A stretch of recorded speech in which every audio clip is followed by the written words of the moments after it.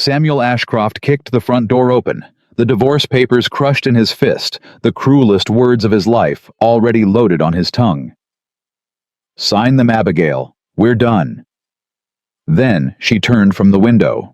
Her shawl slipped, and every word he'd rehearsed for 100 miles died in his throat. His wife stood swollen with child, 7 months gone, alone, abandoned carrying a baby he never knew existed. The pen fell from his hand and rolled across the floor between them. If this story moves you, subscribe and follow it to the very end. And tell me in the comments which city you're watching from, so I can see how far this story has traveled. The stable boy got to the gate before Samuel did. "You'd be Mr. Ashcroft." The boy couldn't have been 15. He looked up at the rider with no fear in him, and no welcome either. "Reckon I know the face. There's a portrait in the hall you ain't burned yet." "Take the horse." "I'll take him." The boy didn't move. "Miss Abigail know you're comin'." "No?" "Didn't reckon so." He spat to the side. "Folks around here'd have warned her." Samuel swung down. "And why's that? 'Cause folks around here like her." The boy took the reins. "And nobody much likes the man what left her." Samuel let that land and walked on. He'd ridden 7 months and 100 miles to be hated, and the hate had come early, and that was fine. It would make the rest easier. A man did the hard thing better when he knew he deserved no thanks for it. He climbed the steps. He had a key in his pocket. He'd carried it across half the country, but he knocked. The man who lived in this house had a key. He wasn't sure anymore that he was that man. Eleanor Briggs opened the door, and the color went out of her face. "Mr. Ashcroft." "Mrs. Briggs." "We weren't told." 65 years old and built like a fence rail, the old woman planted herself square in the doorway.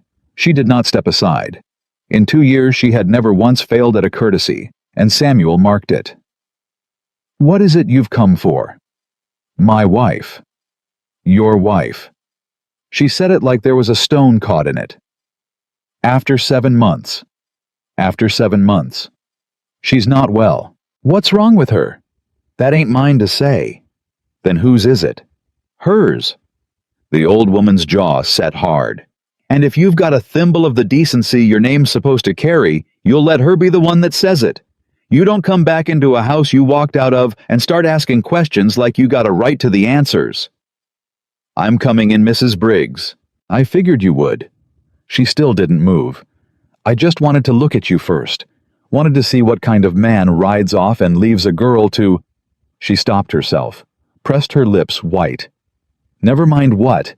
You'll see soon enough. God forgive me for opening this door." From inside the house, a voice, steadier than the old woman's. "Eleanor, let him in." Eleanor stepped back. As Samuel passed her, she caught his sleeve just for a second and spoke low and fast, and only for him. "You be gentle with her, or so help me, I'll put something in your supper. They won't be able to name at the inquest."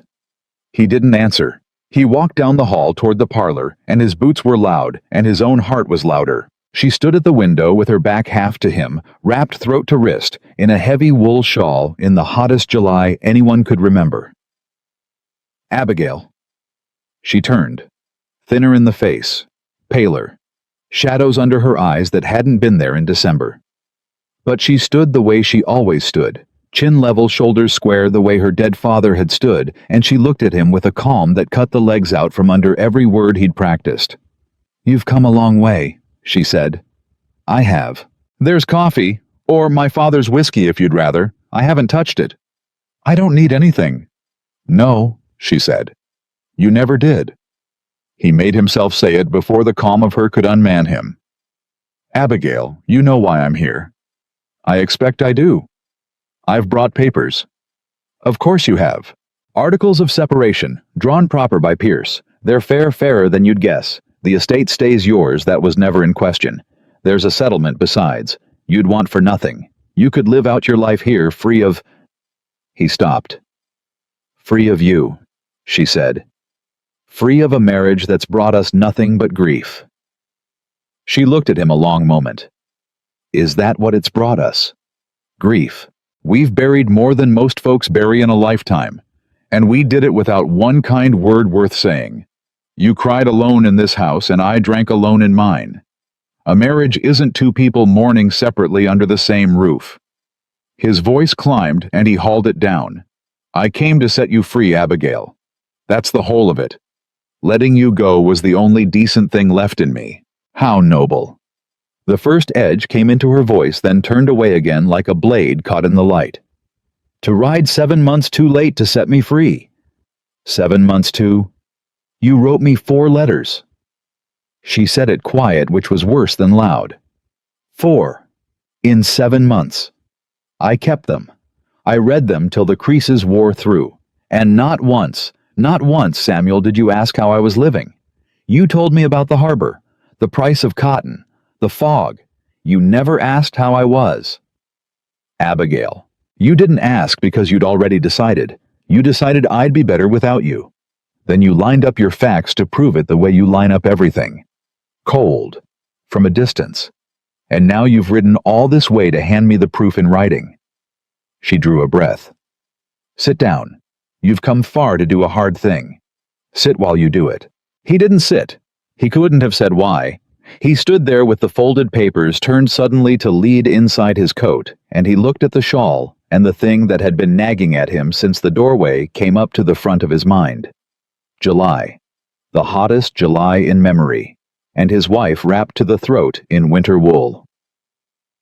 Abigail, why are you cold? Her hands moved beneath the shawl, drawing it tighter. I'm not cold. Then why? Sit down, Samuel. Take off the shawl. No. Mrs. Briggs said you weren't well and wouldn't say what. If you're sick, I've a right to... You have no rights in this house. It came out fast, the calm splintering, and she caught it and pressed her lips and got it back. You signed them away. They're in your coat. You can't claim a right and surrender it in the same hour. I'm claiming nothing. He was close now, close enough to see the damp at her hairline that wasn't from heat, close enough to see that her stillness wasn't calm at all, but a woman holding up a wall with her bare hands. Please, take off the shawl. Don't. Take it off. She turned fast, turned to put the window at her back, to put her body away from him, and the heavy wool caught on the corner of her father's reading chair and slid. Off her shoulder, down her arm, onto the floor, and Samuel Ashcroft looked at his wife, and the whole world tipped sideways. She was carrying a child. Far gone with it, the high round swell of her unmistakable now under the thin summer dress the shawl had hidden, and her hands came up too late to cover what couldn't be covered, and her eyes came to his, and there was nothing calm left in them at all. The pen he'd been holding to give her dropped from his fingers and rolled across the floorboards, and stopped against the leg of the settee. He didn't speak. He had 100 words, and not one would come. Now you know, Abigail said. His mouth opened. You came for my signature. Her voice shook, and she let it. Instead, you found your child. Abigail, a whisper. How far? Do the arithmetic. You're so good at arithmetic. She bent awkward, one hand braced at the small of her back and gathered the fallen shawl, and didn't put it on. She held it crushed to her chest and faced him. You left in December. It's July. Count. That's 7. It's 7 months. Then it's... He stopped. He couldn't say it. Then it's mine. It was the worst thing he could have said, and he knew it the instant it left him. She looked at him like he'd struck her. Her chin came up. Her voice dropped low and level and terrible. Get out. Abigail, you stand in my father's parlor. You look at a woman carrying a child she's carried alone 7 months alone in this house, with nobody but Eleanor and God, and the first thing your accountant's heart can find is to wonder whose it is. She was crying now openly, not wiping it, not hiding it because she'd run clean out of room to hide anything. Get out of my house. Go back to Boston. Take your papers. I'll sign them. I'll sign every page, but I will not stand here and be asked by my own husband whose child I'm carrying. I didn't mean... He'd moved without knowing it hand out, and she stepped back from it like it was a hot stove. I didn't mean it that way. I was God. I'm a fool I didn't know. You have to understand. I didn't know. You didn't know. she said, because you didn't ask. There it was again, the whole of it in 5 words, and it hit him with the full weight of 7 months, and he had no answer because she was right. Sit, she said flat. Now the fury burned down to ash. You wanted to. Sit. You're white as the wall, and I won't have you fainting and giving Eleanor one more thing to scrub. He sat in her father's chair. He put his hands over his face. His child was alive inside the woman he'd come to leave. He had not known. He had not known because he had not asked, and he was going to have to live inside that for the rest of his days. When he took his hands down, she'd lowered herself onto the settee across from him, slow, her breath catching at the effort. The fierceness had drained out of her. What was left was tiredness, an ocean of it. How far along? He said. Near 7 months. Dr. Pratt says the end of August. Could be sooner. A pause. He says I'm not as strong through it as he'd like. Pratt's been seeing you. Every fortnight. Eleanor drives me in. He doesn't charge what he ought. He knew my father. She looked at her hands. Everyone here knew my father. They're kind to me in town. They think you abandoned me. She looked up steady. I never told them different. I let them think it. I'm not proud of it, but I won't lie to you about it. It's true enough, he said. I did abandon you. You left. There's a difference, though. I couldn't have told you what it was this morning. A man leaves for 100 reasons. Abandonment's when he decides you're better off for it and never once asks what you'd choose. I thought I was sparing you. From what? From me. He stood. He couldn't sit. He crossed to the window where she'd been and put his hand flat on the warm glass. After we lost the second child, you stopped looking at me. You don't recall it that way, maybe, but you did. You'd come into a room, and your eyes would go anywhere but my face. I told myself it was grief. It was grief. But it was more, and I knew it. I thought you couldn't bear the sight of me. I thought every time you looked at me, you saw the 2 graves out behind the chapel. And I thought the most loving thing left in me was to take my face out of your sight forever. The room went quiet. That's a fine speech, Abigail said. Did you write it on the ride down? No. You should have asked me. She said it without heat, which was worse. That's all. That's the whole of it, and it's so simple a child could see it, and you never could. You should have come to me and said, Abigail, I think you can't bear to look at me. And I'd have told you the truth that I couldn't look at you because I was ashamed. Because I'd lost 2 babies and thought it was my doing. Because I thought you blamed me. Not in words. You're far too careful for words. But I thought you looked at me and saw a wife who couldn't give you the one thing a wife's supposed to give, and I couldn't meet your eyes for fear of seeing it confirmed. Her voice shook and steadied. I wasn't turning from you because I couldn't bear you. I was turning because I couldn't bear myself. And you took my shame and decided it was loathing and packed your trunk on the strength of your own guess and went. He stood very still. I never blamed you, he said. Not once, not for one breath. I swear it before God. I half know that now. I might have known it then if either of us had ever said one honest thing out loud in this house. But we didn't. You go cold and I go proud, and between us we built a marriage you could have stored ice in. She laughed a small, wet, broken sound and pressed the back of her hand to her mouth. And then you left. And 3 weeks after I started being sick in the mornings. And Pratt told me what it was. And I had to decide whether to write you. He came back and sat and leaned toward her elbows on his knees. You decided not to. I wrote you 4 times. His head came up. 4 letters, Samuel. The morning Pratt confirmed it, I wrote the first. I told you everything. That I was frightened. That I wanted you home. That, her voice caught. That I forgave you for going, and that we'd been given one more chance, and I didn't want to waste it being proud. Eleanor carried it to the post herself, with the Tuesday mail. And I waited.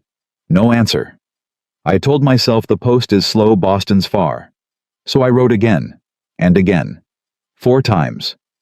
And not one answer, and the man I married does not leave a letter unanswered. He's 100 cold things, but he is not careless. She wiped her face hard with the heel of her hand. So I decided you'd read them.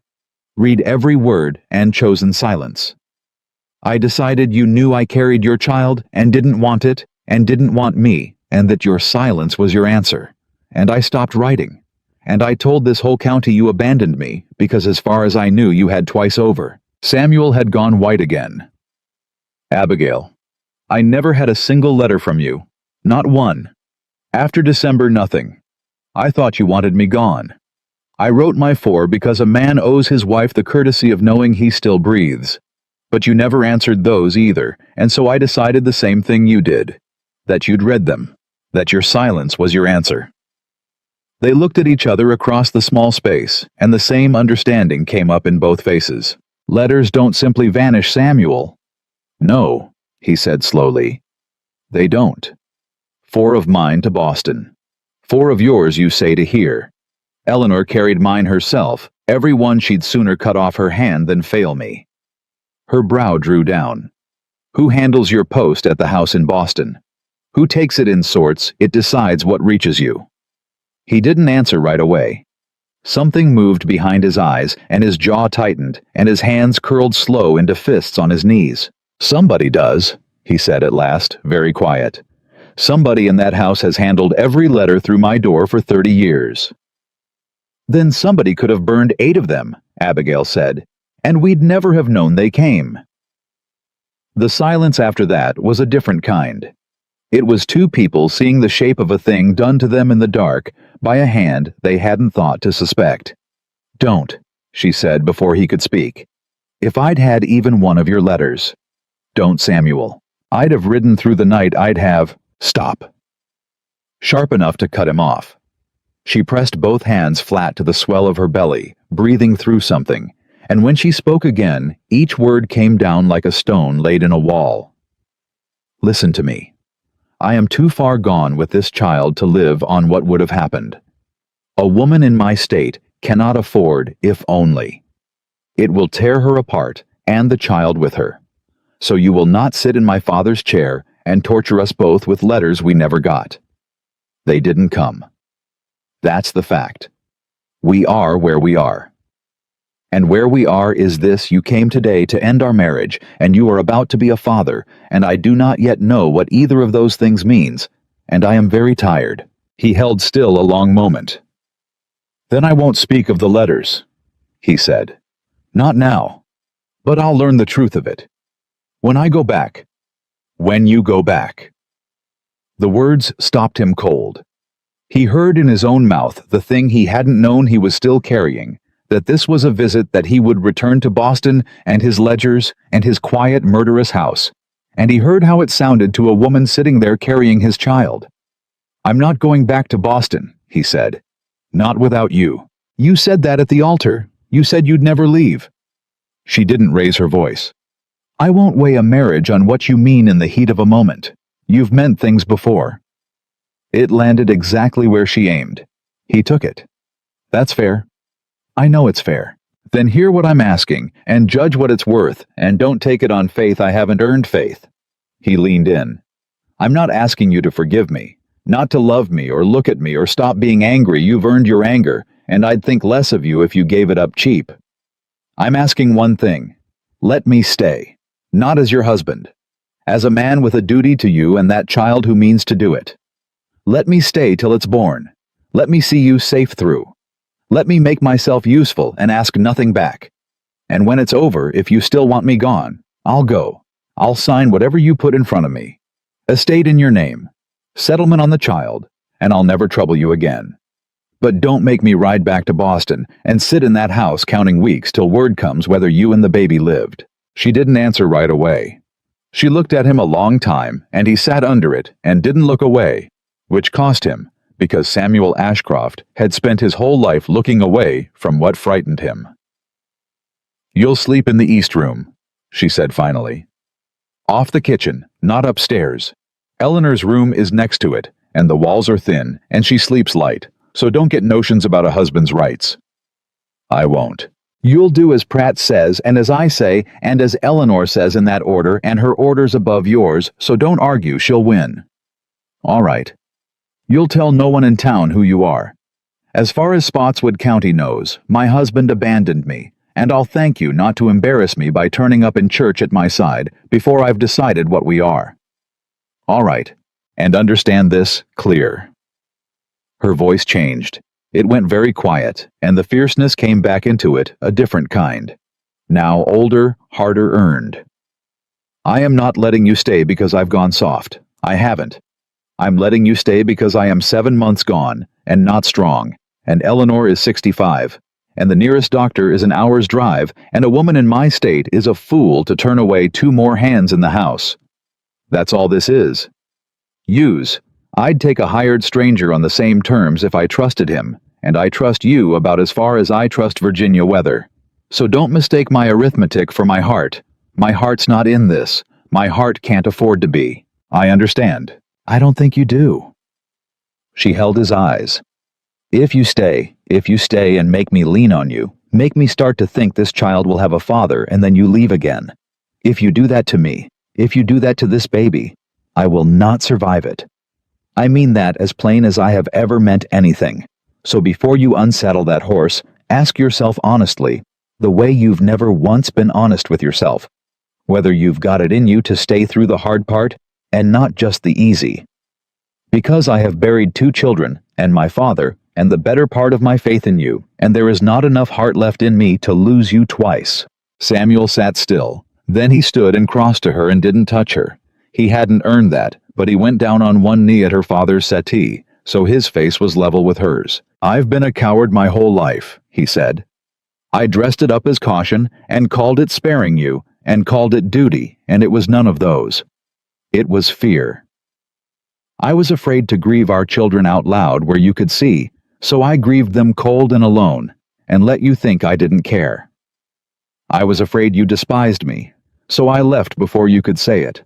I've spent my whole life walking out of rooms 1 minute before the hard thing got said in them." He drew a breath. "I'm done with it. I don't know how to be the other kind of man, the kind that stays. I've never practiced. I'll do it badly. I'll get it wrong 50 times. But I'm going to learn it in this house with you and that child, or I'll die trying, and I will not leave another room 1 minute before the hard thing's been said in it. That's all I've got. Weigh it however you want." Abigail looked at him. She didn't take his hand. She wasn't ready, and he understood it. But after a long moment she said simply, "Get up. Your knees aren't what they were, and I'll not have you stuck down there." She raised her voice toward the hall. "Eleanor, Mr. Ashcroft will be staying. Make up the east room." Down the hall, dry as a creek bed in August. Will he now? And bring him the whiskey after all. He's had a shock and he looks it. Eleanor appeared in the doorway drying her hands on her apron, and she fixed Samuel with a look that would have stripped paint. "East room's got a draft and a bad window and a mouse I ain't caught. Suits you fine." "It'll do," Samuel said. "It'll do," she repeated like he'd said something rich. 2 years, she carried this place alone, well near enough alone, and the last 7 months altogether sick as a dog, half of 'em. And you'll lie in a drafty room and tell me it'll do. She shook her head. "Supper's at 7. You'll eat what's put down, and you'll thank the Lord for it, and you'll not say one word at my table to upset her, or I'll—" "Eleanor," Abigail said, "or I'll have words with you in the kitchen after." The old woman turned and went. Samuel got to his feet. He stood with his hands at his sides. This man who always knew what to do with his hands, and didn't.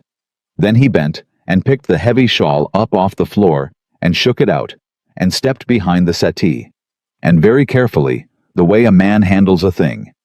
He's afraid of breaking, laid it back around his wife's shoulders. "You said you weren't cold," he said. "I lied. I do that with you sometimes." She drew it close. "We'll have to work on it. We'll have to work on a great many things." She didn't answer that. She turned her face to the window, and the land beyond it, her father's land going gold in the late light, and Samuel stood behind her, not knowing whether to stay in the room or leave it. Then she gasped. It was small and sharp, and her hand flew to the side of her belly, and Samuel was around the settee and on his knee again before he knew he'd moved. "What is it? Abigail, is it the baby? Is it coming? I'll get Eleanor. I'll ride for Pratt. Sit down." She was breathing careful. Then slowly, the lines of her face eased. It's not coming. It's not he kicks. That's all. He kicks hard of an evening always has. You frightened him with all your speeches. She let out a breath that was almost a laugh. Lord, your face. Samuel knelt there with his heart going like a hammer. Pratt thinks a boy. From how I carry, he's wrong as often as he's right, but he thinks a boy. May I? Samuel stopped, started again. Would you let me? She looked at him a long moment. Whatever she saw, she decided something. Without a word, she took his hand the first time she'd touched him willingly since December, and she laid it flat on the side of her belly over the spot and held it there. They waited. The kick came against his palm, sudden and strong and alive, and Samuel Ashcroft made a sound he had never made in his life, low in his chest, half a word and half a sob, and his eyes filled and spilled before he could stop them. There, Abigail said quietly, watching his face. Now you've felt him. So you can't pretend when you're tempted to leave again that he was only ever a number on Pratt's calendar. You've felt him kick. Remember it. I'll remember it. See that you do. She took his hand off her belly gently and set it back on his own knee, and the brief warmth of the moment closed over like water over a stone. Now go wash. You smell of horse and road. Eleanor will show you the room. He rose. At the door, he stopped and turned back. Abigail. The man in town, the boy at the gate, said folks here don't care for me. Has anyone troubled you while I was gone? About money, about the estate? Something flickered across her face. She covered it fast, but he caught it. Why do you ask that? Because Pierce mentioned before I left Boston that there were notes against the property. Old debts of your father's. He said a man had been inquiring after them. What man? He didn't have the name, a speculator. Buys up the paper on struggling estates, then calls the whole sum due at once when the family's weak and can't pay, and takes the land for pennies. He watched her. Has anyone been here, Abigail, asking after your father's debts? She was quiet a moment too long. A man came in May, she said, polite, well-dressed. He asked a great many questions about the harvest and the hands, and whether my husband meant to return. She lifted her chin. I told him my husband's whereabouts were no concern of his and showed him the door. He left a card. He said he'd call again at a more convenient time. Did you keep the card? Eleanor put it in the kitchen drawer. I didn't look at it twice. Her eyes narrowed. Samuel, what are you thinking? I'm thinking, he said slowly, that a man who'd been told this house was abandoned by its master, a house with a sick woman and an old servant in it, and debts hanging over the land might think it ripe. Might be patient. Might wait for it to fall a little further before he closed his hand. Abigail's jaw set. For the first time she looked less afraid than angry, and the anger steadied her. This is my father's land. He broke his back on it 40 years. He died on it. He gave it to me to keep, not to lose to some Boston vulture in a good coat. Then we'll keep it. I came here to give it to you in the divorce, Samuel said. Free and clear. I meant to clear the notes myself and sign the whole estate over and walk away. I can still do that part whatever else happens between us. The land will be yours, Abigail, and yours alone, and no man living will take it from you while I've a dollar to my name. He paused. That much I can do without your forgiveness. That much is just arithmetic. And God help me, arithmetic is the one thing I've never gotten wrong. She looked at him and something in her face shifted. Not warmth, not yet, but the smallest loosening, the way a fist eases when it's held clenched too long. Go wash, she said again, softer. We'll talk about the card after supper. Bring your ledger cents to the table. It seems we'll have a use for it after all. He went. She sat alone in the parlor as the light went, and did not call for a candle. She put both hands on the swell of her belly, and felt the child turn under them, slow, now settling toward sleep. Down the hall, she could hear Eleanor laying the table, and the scrape of a chair, and the low, strange sound of a man's voice in a house that had held no man's voice in 7 months. Well, she said softly to no one, to the child, to the gold going out of the window. He came back. I didn't think he would. I told myself 100 times he wouldn't. Her hand moved on her belly. Don't you go getting attached to the sound of him. Not yet. Your mother's tried that once already, and it cost her dear, and she hasn't decided yet whether she's fool enough to try it twice. The child kicked once light against her palm. Abigail Harper closed her eyes and held her own belly in the dark, and let herself want just a little.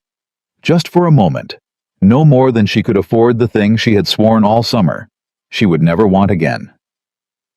The card came out of the kitchen drawer after supper, and Samuel read the name on it twice before he set it down on the table between them. Cornelius Vane, he said. Boston and Richmond. Land agent. You know him. I know the name. Pierce mentioned it once the way a man mentions a dog that bites. He turned the card over. There was nothing on the back. He doesn't farm, and he doesn't build. He waits. He finds a piece of land with a weak hand holding it, and he buys up every debt against it quiet from a dozen different lenders till he holds the whole note. Then he calls it due, all at once. And when the family can't pay, he takes the land at the courthouse steps for 1/10 of what it's worth. Abigail sat very straight. How much does my father owe? I don't know yet. That's the first thing I'll find out. How much, Samuel? Don't manage me. I've had a belly full of being managed. He looked at her and decided she was right and gave it to her plain. When your father died, Pierce put the debt near $4,000, spread across 3 lenders in Richmond. I cleared one of them myself the spring we married. You didn't know that, and I didn't tell you because your father asked me not to. He didn't want you to know how close it had come. Her face didn't move, but her hands found each other in her lap and held on. So I owe you, she said. You don't owe me anything. $4,000 in a debt my father carried to his grave, and you cleared part of it and never said. That sounds like owing to me. It sounds like a husband doing what a husband does, Samuel said. Don't make it a ledger entry, Abigail. Not that one. You're the ledger man, not me. But there was no real bite in it. She turned the card with one finger. 3,000 then, near enough. And if this Vane has bought all of it, then he holds a note he can call whenever he likes. Samuel's jaw tightened. And he's been here once already, smelling around, asking when your husband means to come home. Which means he's not sure of his ground yet. A man that sure doesn't ask questions. He just acts. The questions tell me he's still putting his pieces together. Then we don't give him time to finish. No, Samuel said. We don't. She watched him a moment in the candlelight. This man who had walked in at noon to end their marriage and was now bent over her father's debts like they were his own. You could still walk away from this, she said. Clear it and go the way you planned. You don't have to sit at my table and make it your fight. I made it my fight at the altar, Samuel said. I just took 2 years to remember it. She didn't answer that. She got up slow, one hand at the small of her back, and Samuel was halfway out of his chair before she waved him down. Sit. I'm with child, not crippled. If you leap up every time I stand, you'll wear out your knees before the baby comes, and then where will we be? But she said it without heat, and at the door she stopped. I'll write to Pierce in the morning. You'll write to whoever you must in Richmond. We'll know inside the month exactly what we're standing on. Abigail. She turned. Thank you for letting me stay. I know what it cost you. You don't, she said. But you will. And she went up to bed and left him alone at the table with the card and the candle and the long silence of a house that had not held a man in 7 months. He sat there a long time. Then he took out his own small notebook, the one he carried everywhere, and on a fresh page he wrote a list the way he wrote everything in his cramped accountant's hand. Find Vane's lenders. Clear the notes. And below that, after a moment slower, learn to stay. He underlined the last one twice. The first week was the worst, because the first week neither of them knew the rules. Samuel woke before dawn out of old habit and didn't know what to do with himself. He'd run ships and ledgers and warehouses. He did not know how to run a morning in a house where he was barely tolerated. So he did the only thing he knew, which was work. He found the woodpile low and split wood till the sun was up. He found the east pasture fence sagging where a post had rotted, and he pulled it and set a new one. He found the stable boy whose name was Caleb, and who watched him the whole first day like a man watching a snake he hadn't decided whether to kill, and he asked him what needed doing and listened to the answer and did it. By the third day, Caleb had stopped watching him quite so close. "You work like a man who's done it before," the boy said, grudging, handing him a water dipper. "Thought you was a Boston gentleman." "I was a Boston dock boy before I was a Boston gentleman," Samuel said. "My father loaded ships till his back gave out. I loaded them after him till I'd saved enough to buy a piece of one." He drank. "A man forgets where his hands learned their trade. It's good to remember." Caleb chewed on that. "Miss Abigail know you can work. I don't believe she's had cause to think about it. She'll see it." The boy almost smiled. "She sees everything. You can't put nothing past her. Lord knows folks have tried." That night at supper, Abigail set down her fork and said without preamble, "Caleb tells me you set the east post and mended the pasture fence. It needed doing. It's needed doing since April. I couldn't get a handout from town to do it for less than $1, and I didn't have the dollar to spare." She picked her fork back up. "Don't take that as thanks. Take it as a fact." "I'll take it however I can get it," Samuel said, and for just a second the corner of her mouth moved, and then she caught it and put it away, and they finished the meal in a silence that was for the first time not quite hostile. The letters from Richmond began to come back in early August, and they were worse than Samuel had feared. He read them at the kitchen table by the morning light, while Eleanor worked the stove behind him, and he went so still over the third one that the old woman turned around. "What is it?" she said. Not asked. Said. "Vane's got all of it."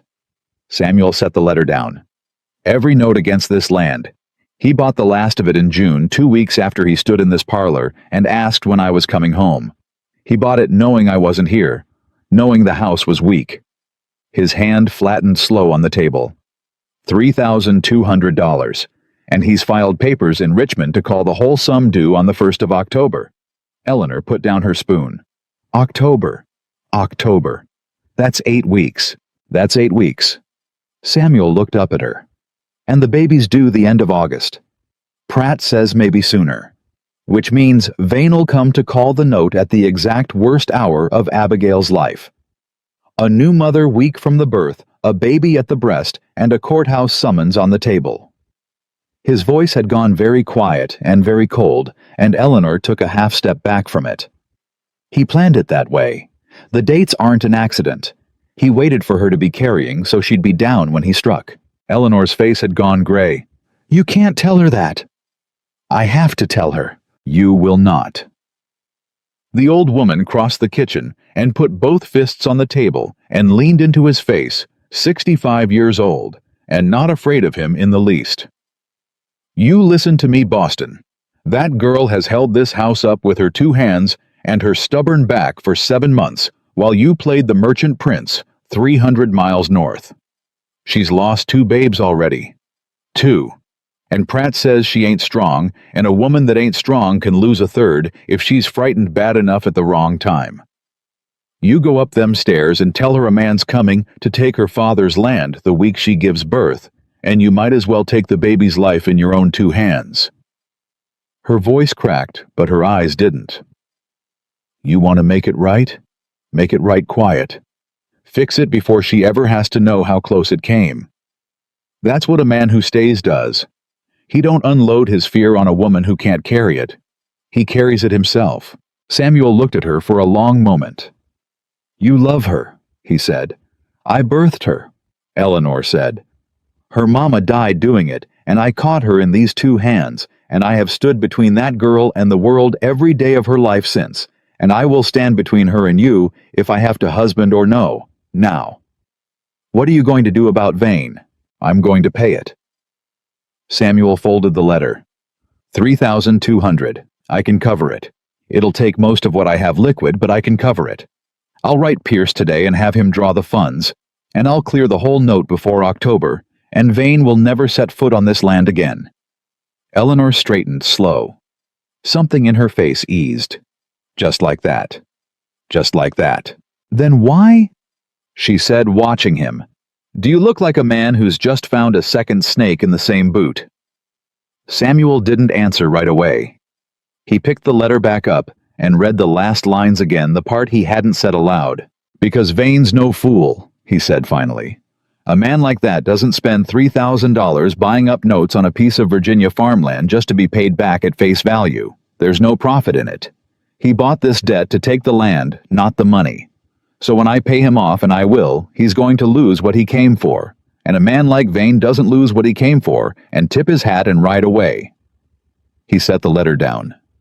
"He'll look for another way in. And the first place he'll look is the weakest seam in the whole house."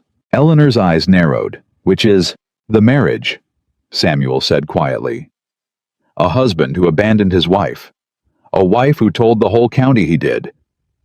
There's no record anywhere that I've come home, Eleanor. As far as the law in Spotswood County know, Abigail Ashcroft is a woman alone, deserted by her husband, with no man's name standing behind her land." He looked up. "If Vane can't take the land for debt, he'll try to take it some other way. And a deserted wife with a shaky claim and a dead father is the easiest mark in the Commonwealth of Virginia." The kitchen was silent, except for the pop of the stove. "Then you'd best stop being a secret," Eleanor said. "Yes," said Samuel. "I'd best." He found Abigail in the garden where she went most mornings now before the heat came up, moving slow between her mother's old roses, with a basket she wasn't really filling. He told her about the note. He told her about October. He did not tell her what Eleanor had forbidden him to tell her, the part about the dates about Vane choosing the week of the birth on purpose. But he told her the rest, and he told her he meant to pay it, and he watched her take it, the way she took everything square in the chest-chin level. "You'll spend your own money to clear my father's debt," she said. "I'll spend it to clear our debt. We're still married, Abigail, whatever else we are. Your father's debt is mine in the eyes of the law, and always has been. And when we're not married, when the papers are signed, then it'll be a gift and you'll have to live with having taken it, and I'll have to live with having given it. And those are easy things to live with compared to most." He paused. "There's something else, and you won't like it. I haven't liked a single thing you've said since you walked through that door. Why start now? I have to stop being a secret." He said it plain. "Vane thinks this house is a deserted woman alone, as long as he thinks that you're a target. The day he learns your husband's home, and standing behind your land, you stop being easy. I need to be seen, Abigail, in town, in church, as your husband. Or this won't be the last man who comes sniffing after your father's land, thinking there's no one here to fight for it." He watched her face close like a door. "No. Abigail, you don't understand what you're asking." She set the basket down hard. "I told this whole county you left me. Every soul in Spotswood thinks Samuel Ashcroft abandoned his pregnant wife and ran back to Boston.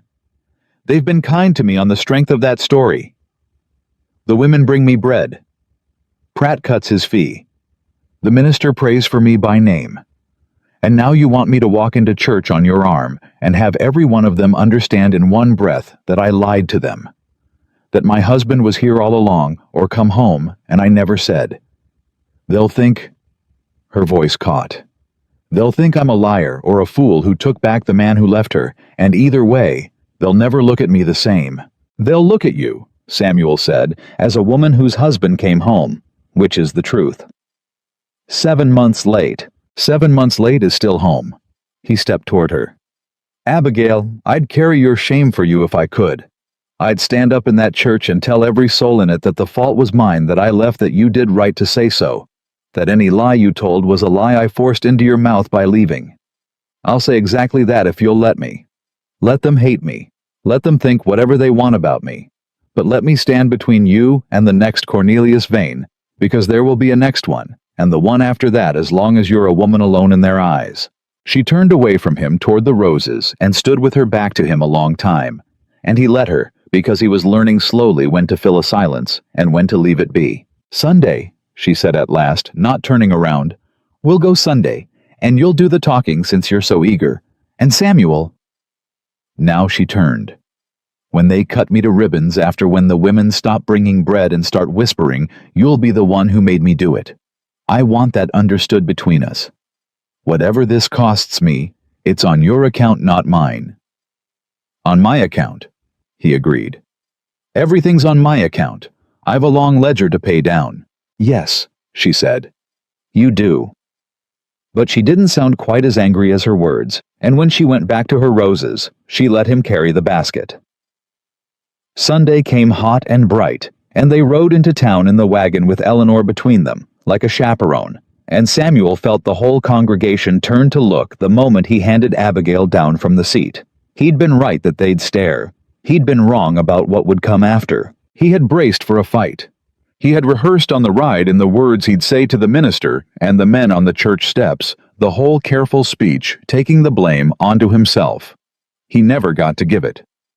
Because before he could open his mouth, a broad man in a black coat detached himself from the crowd on the steps and came down them, smiling, hand already out, and Samuel knew the face from no portrait and no letter, but knew the kind of it at once. The way you know, a hawk from a sparrow at a distance. "Mr. Ashcroft," the man said warmly. "What a very great pleasure.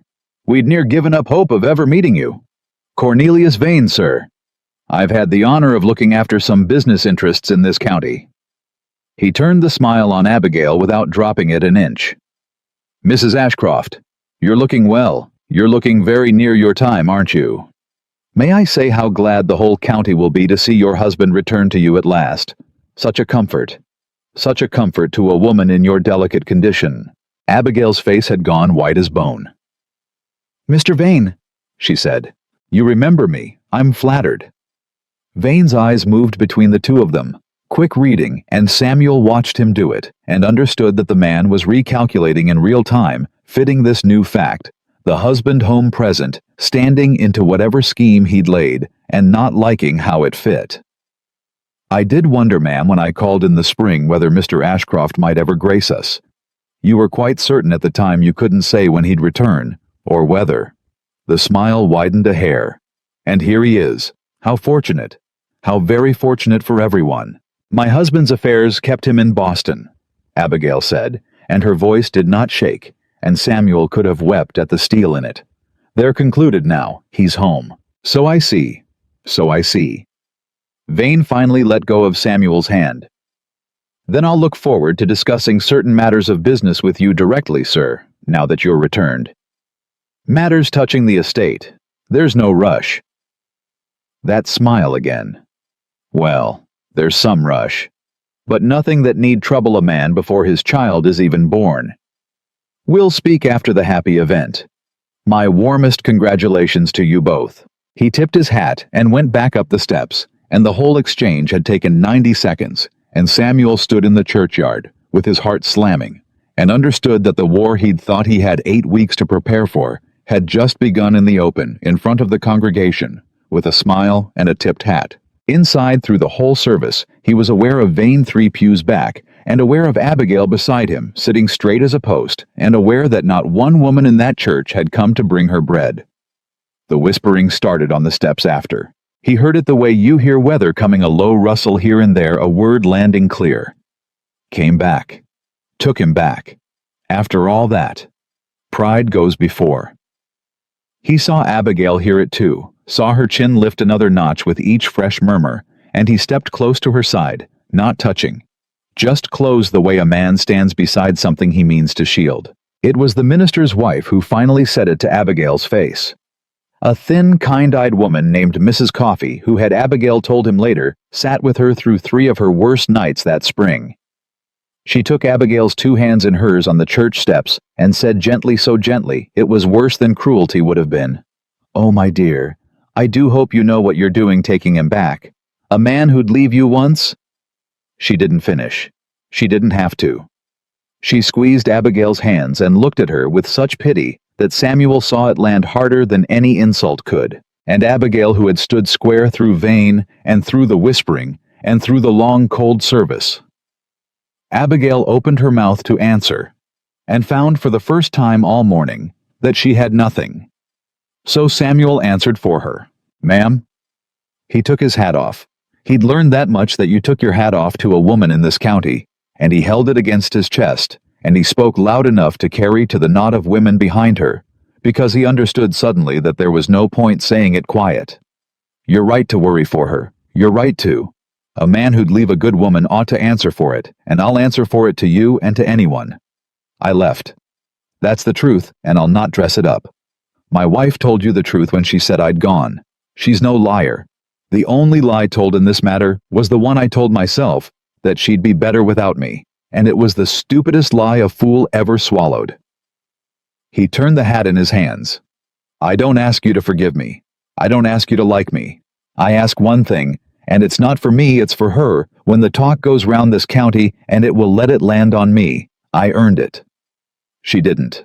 She held this place alone 7 months, and never once cried poor or asked for pity she hadn't earned twice over. Whatever's said, say it about me. Leave her be. The churchyard had gone quiet. Mrs. Coffey looked at him a long moment. Then she looked at Abigail, and something moved in her thin, kind face, and she let go of Abigail's hands and reached out, and to Samuel's astonishment, patted his arm. "Well," she said, "that's more than most of them ever say." And to Abigail low, "I'll bring the bread Thursday same as always. You let me know the hour your time comes, and I'll come sit. I sat with you for the bad ones. I mean to sit with you for the good." And she gathered her skirts and went. In the wagon on the way home, Abigail didn't speak until they were past the last houses of the town. Then, looking straight ahead at the road, she said, "You didn't have to do that." "I did. You could have let me answer her." "You didn't have an answer. I watched you reach for one. There wasn't one there." He kept his eyes on the horses. "There's no shame in it, Abigail. A woman can be the strongest soul in 3 counties, and still run dry of words on the church steps, with the minister's wife pitying her to her face. I had words because it wasn't my heart she was reaching into. It was easy for me. It cost me nothing. Don't make it more than it was." Beside him, Eleanor said nothing, but Samuel saw the old woman's hands fold a little tighter in satisfaction in her lap. And Abigail was quiet a while, and then she said so soft he almost missed it under the wheels. "It cost you something. I saw your hands. You turn your hat in your hands when it cost you something." She looked over at him. "I've been watching you 12 years, Samuel Ashcroft, 2 of them married. You think I don't know your tells? You turned your hat half off the brim." He didn't answer. He couldn't exactly. "Cornelius Vane," she said, then changing it because she'd reached the edge of what she could afford to feel and stepped back from it the way she always did. "He knew you'd come home before we walked up those steps. Did you see his face?" He wasn't surprised. He was disappointed. "He'd built something on me being alone, and you've gone and ruined it just by standing there, and he doesn't like it." She frowned. "What did he mean, some rush?" "He said there's no rush. Then he said there's some rush." "What's the rush, Samuel?" And there it was, the question he'd been dreading, the one that led straight to the part Eleanor had forbidden him to tell her the dates, the deliberate cruelty of the timing. He chose his words like a man crossing a creek on wet stones. "The note comes due the 1st of October, he said. That much was already hers to know. "That's all the rush there is. I'll have it cleared before then. Long before. You've nothing to fear from Vane, Abigail. I give you my word." She studied the side of his face for a moment too long, and he kept his eyes on the road and his hands steady on the reins, and whatever she read there, she let it go. For now. The middle of August brought the heat that broke men's tempers, horses' patience, the resolve of women carrying children through their last weeks, and it brought on a Tuesday the letter from Pierce that Samuel had been waiting for and dreading both. He read it standing in the yard where the post had found him, and he read it 3 times, and then he went very still in a way that Caleb, watching from the stable door, said later, put him in mind of a man who'd heard ice crack under his feet on a pond. The money wasn't there, not all of it. Pierce wrote it plain and apologetic in his careful lawyer's hand. The funds Samuel believed he held liquid in Boston were tied up a shipping venture he'd put his capital into the spring before 2 vessels and their cargo, due back from the Indies in June, were overdue. Long overdue. The kind of overdue that in the language of the wharves meant the sea had likely taken them. Until they came in or were declared lost. Samuel's money was at the bottom of the Atlantic, or in a warehouse in Kingston, and either way, it was not in Boston, and it was not coming in time to clear $3,200 by the 1st of October. Samuel stood in the yard and did the arithmetic. And the arithmetic was the one thing he'd never gotten wrong, and the arithmetic said he could not pay. He could raise perhaps half. He could sell the Boston house, but not in 8 weeks. A forced sale that fast would fetch a fraction, and even a fraction couldn't be turned to cash by October. He could borrow, but the men who'd lend to him quick were the same breed as Vane, and he'd only be trading one wolf for another. He had ridden 100 miles to give his wife her land free and clear and walk away clean, and he could not do it. The one thing he'd been certain of, the one thing that was just arithmetic, the thing he'd promised her on the church road not 3 days past. You've nothing to fear from Vane. I give you my word. He could not make good. He folded the letter and put it in his coat, and he stood in the yard a long while, and Caleb watched him, and did not come over because even a boy of 15 knew the look of a man who needed to be let alone with bad news. He did not tell her that night, or the next. He told himself it was for the reasons Eleanor had given. She wasn't strong. The fright could harm the child. A man who stays carries his own fear. But lying in the drafty east room those 2 nights listening to the mouse Eleanor hadn't caught, and the old house settling, and once faintly through the floor, the sound of Abigail moving slow and sleepless overhead, he made himself look at the truer reason, because he had promised her and himself that he was done walking out of rooms before the hard thing got said. The truer reason was that he was ashamed. He had stood on the church road and given her his word like a coin he was sure of, and the coin was bad, and to tell her now was to show her that Samuel Ashcroft's word was worth exactly what she'd always believed it was worth, which was to say, nothing you'd want to carry to market. On the 3rd night, he heard her cry out. He was up the stairs before he decided to move in his shirt. No candle, and he hit her door with his shoulder, half expecting blood, expecting the worst, expecting the 3rd one taken like the other 2. She was sitting up in bed with a candle already lit, both hands pressed flat to the swell of her breathing in the careful counted way Pratt had taught her, and she looked up at him, standing in her doorway, wild-eyed and white, and said, "It's the false pains. Pratt warned me of them. It's not the baby. Samuel, it's not the baby. Breathe. You look worse than I feel." He came and sat on the edge of the bed because his legs wouldn't hold him, and he was shaking, and she watched him shake. "You came fast," she said. "I thought..." He couldn't finish it. "I know what you thought." Her hands eased on her belly. The pain was passing. He could see it go out of her face. "I thought it too the first time these came. Pratt says it's the body practicing, cruel sort of practice." She breathed. "You can light the lamp if you mean to stay, and you may as well stay. I won't sleep now, and neither will you, not after that." He lit the lamp. He sat in the chair by her bed, the one she must have sat in herself through how many of these nights alone, and the thought of her sitting in it alone month after month, breathing through false pains in an empty house with no one but a 65-year-old woman down the hall, undid something in him. "Abigail, don't," she said, not unkindly. "Whatever it is on your face, it's 3 in the morning, and I haven't the strength for a hard thing at 3 in the morning. Talk to me about something easy. Talk to me about..." She cast about. "Tell me about the docks. When you were a boy, you said your father loaded ships. I've been married to you 2 years, and I don't know one true thing about you before you were rich. Tell me one." So he told her. He told her about being 8 years old and small for it, and carrying water to the men on the wharf for a penny a day, and about his father, who could lift a barrel 2 men's size, and who came home at night too tired to talk, and who died at 49, with a back bent like a question mark.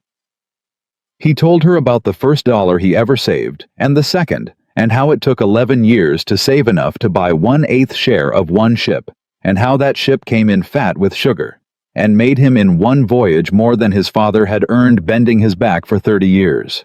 He told her about learning to talk like a gentleman by listening, about buying the right coat, about the first time a Beacon Hill door opened to him, and how he'd stood on the step, certain they'd see the dock boy under the coat and throw him back in the street. They never did, he said. That's the strange part. You put on the coat and learn the words, and they never look under it. I kept waiting to be found out. 20 years I've waited. Nobody ever looked. I looked, Abigail said. He glanced at her. The night your father's friend introduced us. You don't remember it the way I do. You were 30 and rich and cold as a Boston February, and you bowed over my hand like you'd read in a book how it was done. She almost smiled. And I thought there's a frightened boy in an expensive coat. I was 19, and I saw it in one look, and I thought that one spent his whole life sure he's about to be thrown out of the room. Her smile faded. And then I married you, and you were thrown out of so many rooms in your own head that you finally just left mine.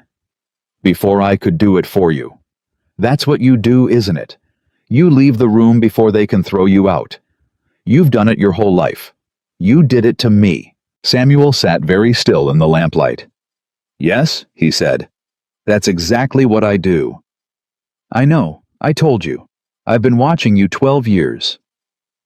She leaned her head back against the headboard, tired, and closed her eyes. Tell me you're not doing it now, Samuel. Tell me you're not already halfway out my door in your head, looking for the thing that'll make leaving make sense, so that when you go this time, you can tell yourself you had to. And there it was. The opening. The exact moment to tell her about Pierce's letter, about the ships, about the money that wasn't there, about the word he'd given her on the church road that he couldn't keep. She'd handed it to him all unknowing, asked him outright if he was hiding something. Asked him to be honest, the way he'd sworn he'd be. He looked at her eyes closed, exhausted 3 weeks from her time, not strong, breathing through a night of false pains, and he heard Eleanor's voice. You don't unload your fear on a woman who can't carry it. And he heard his own voice on the church road. You've nothing to fear. And the two of them pulled him in half. I'm not halfway out your door, he said. It wasn't a lie. He wasn't leaving. But it wasn't the whole truth either. And he knew the difference, and he knew that she'd told him not 3 days before, that she lied to him sometimes, and that they'd have to work on it. And he understood with a sick clarity that he had just done to her the precise thing they'd agreed to stop doing, and that he'd done it telling himself it was kindness. Abigail opened her eyes and looked at him. For a moment, one long moment, he thought she saw it. Thought she read it on him the way she read everything. The turned hat. The tells 12 years of watching. He waited for her to call it. But she was tired, and the night had been hard, and she wanted to believe him more than she wanted to catch him, and that wanting was its own kind of trap that they had both walked into before. All right, she said softly. All right, I believe you, and that her believing him was worse than any pain she could have given him.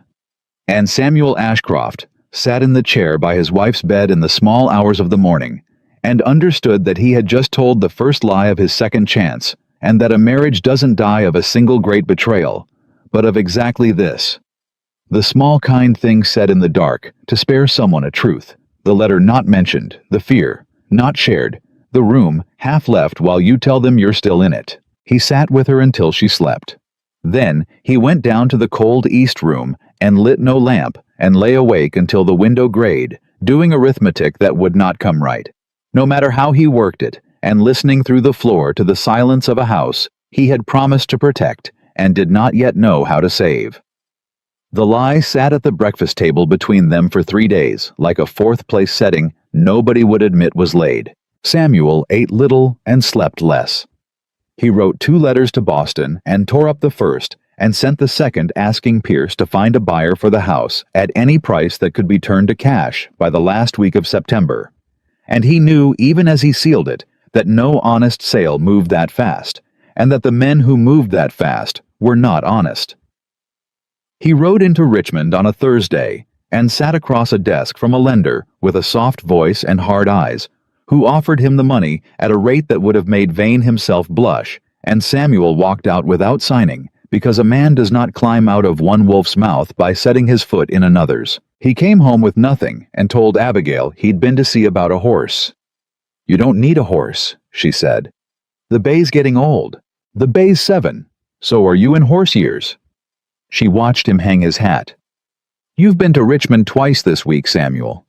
A man doesn't ride to Richmond twice in a week about a 7-year-old horse. She let it sit a moment. But I expect you'll tell me when you're ready. You always were a man who'd rather carry a thing alone till his back broke than ask for a second pair of hands. I married that man. I knew what I was getting. It would have been so easy to tell her then. She'd cracked the door for him the way she had 3 nights running. He looked at her standing there, round and tired and patient. 3 weeks from her time, and the words were right there. Pierce wrote me. The ships are lost. I can't pay. I gave you my word on the church road and I can't keep it. And they would not come, because to say them was to hand her in.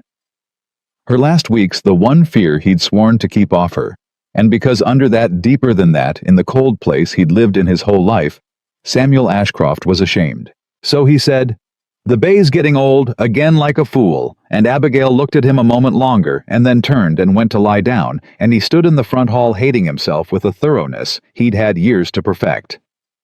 Eleanor found him there. "You ain't told her." "No. You said you was going to fix it quiet." "I'm trying to fix it quiet. Quiet's not the same as fast." He rubbed his face. "Eleanor, I can't raise it. Not by October. The money I was sure of is on a ship that's likely on the bottom of the sea, and the rest I can't turn to cash quick enough, and the men who'd lend it fast would own us both inside a year.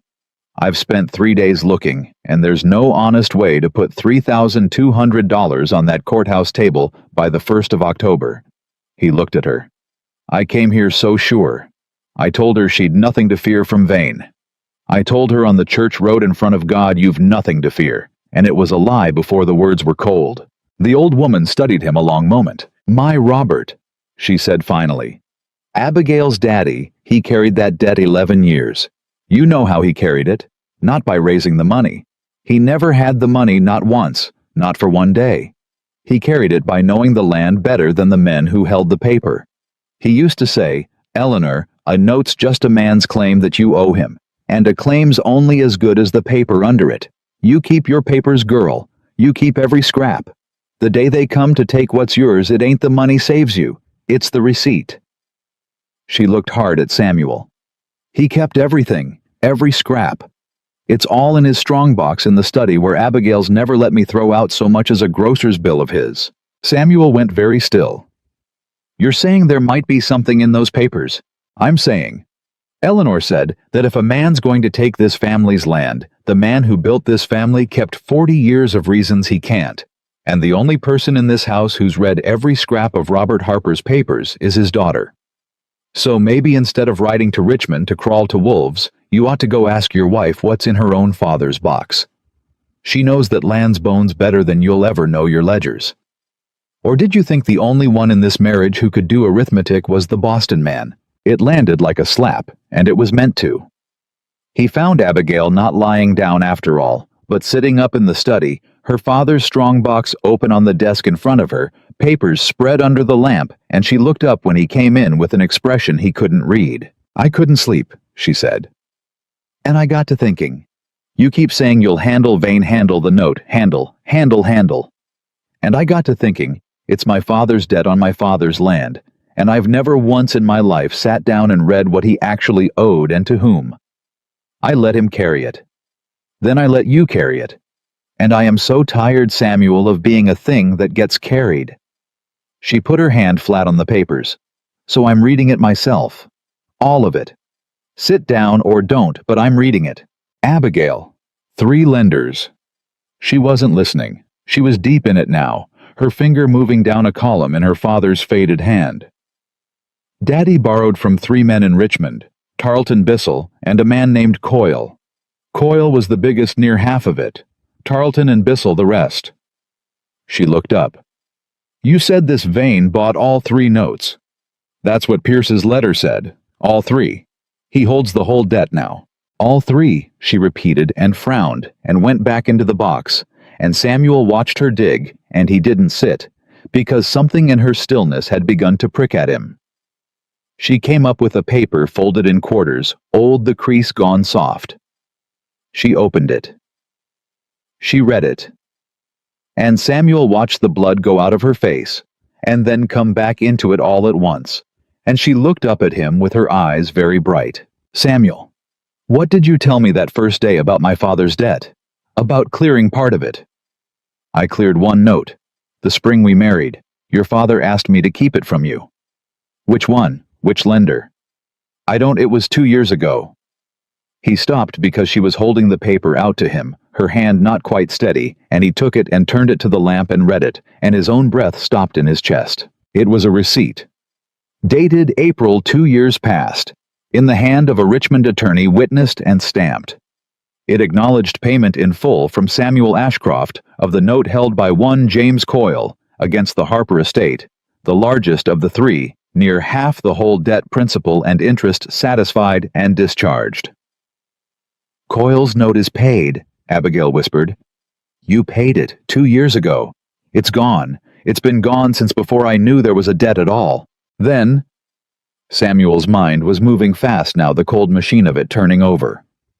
Then Vane can't have bought it. There was no Coyle note to buy. It was discharged. Unless, Abigail said slowly, Coyle sold it anyway. They looked at each other. A man's paid in full, Samuel said. He's got the money in his pocket. And 2 years later a buyer comes through, a man like Vane, buying up old paper on a struggling estate, and offers Coyle good coin for a note that's already been satisfied. A note Coyle's supposed to have surrendered and didn't. His voice had gone quiet and dangerous. Coyle takes the money, sells Vane a debt that doesn't exist anymore, pockets it twice, once from me, once from Vane, and Vane rides off thinking he's bought half the Harper debt when he's bought a discharged note worth exactly nothing. Can a man do that? He can do it, Samuel said. It's fraud. It's plain fraud, and if it's discovered, Coyle hangs for it or near enough, and the note's void. The question is whether Vane knows. He was turning the receipt in the lamplight, and Abigail saw his hands and saw that they were steady, which she had learned meant the opposite of calm. If Vane bought it knowing it was paid, if he and Coyle cooked it together to swell the debt and frighten you, then they're in it together and we can break them both. And if Vane bought it honest, cheated by Coyle, same as your father was, then Vane's holding a worthless note he paid good money for, and the day he learns it, he loses near half his claim and most of his nerve. He set the receipt down with great care, as if it were made of glass.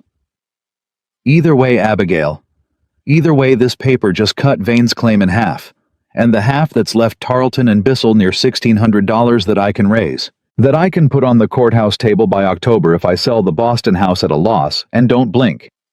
1,600 I can do. 3,002 would have sunk me. 1,600 I can do. Abigail sat very still in the lamplight, the open strongbox in front of her, her father's 40 years of kept paper spread under her hands. My father, she said softly. He told you to keep that receipt safe and say nothing, and you did. For 2 years. You forgot you even had it. Her voice was strange. You saved this land 2 years ago and didn't know it. The thing that breaks Vane, you did it before you ever knew Vane's name. Before you left me. Before any of it. She looked up at him, and there was something in her face he couldn't name. You're not a man who saves people on purpose, are you, Samuel? You do it by accident in the dark, and then you ride away before anyone can thank you. You've been doing it our whole marriage, and I never saw it because you never once let me see it. Samuel didn't answer. He couldn't.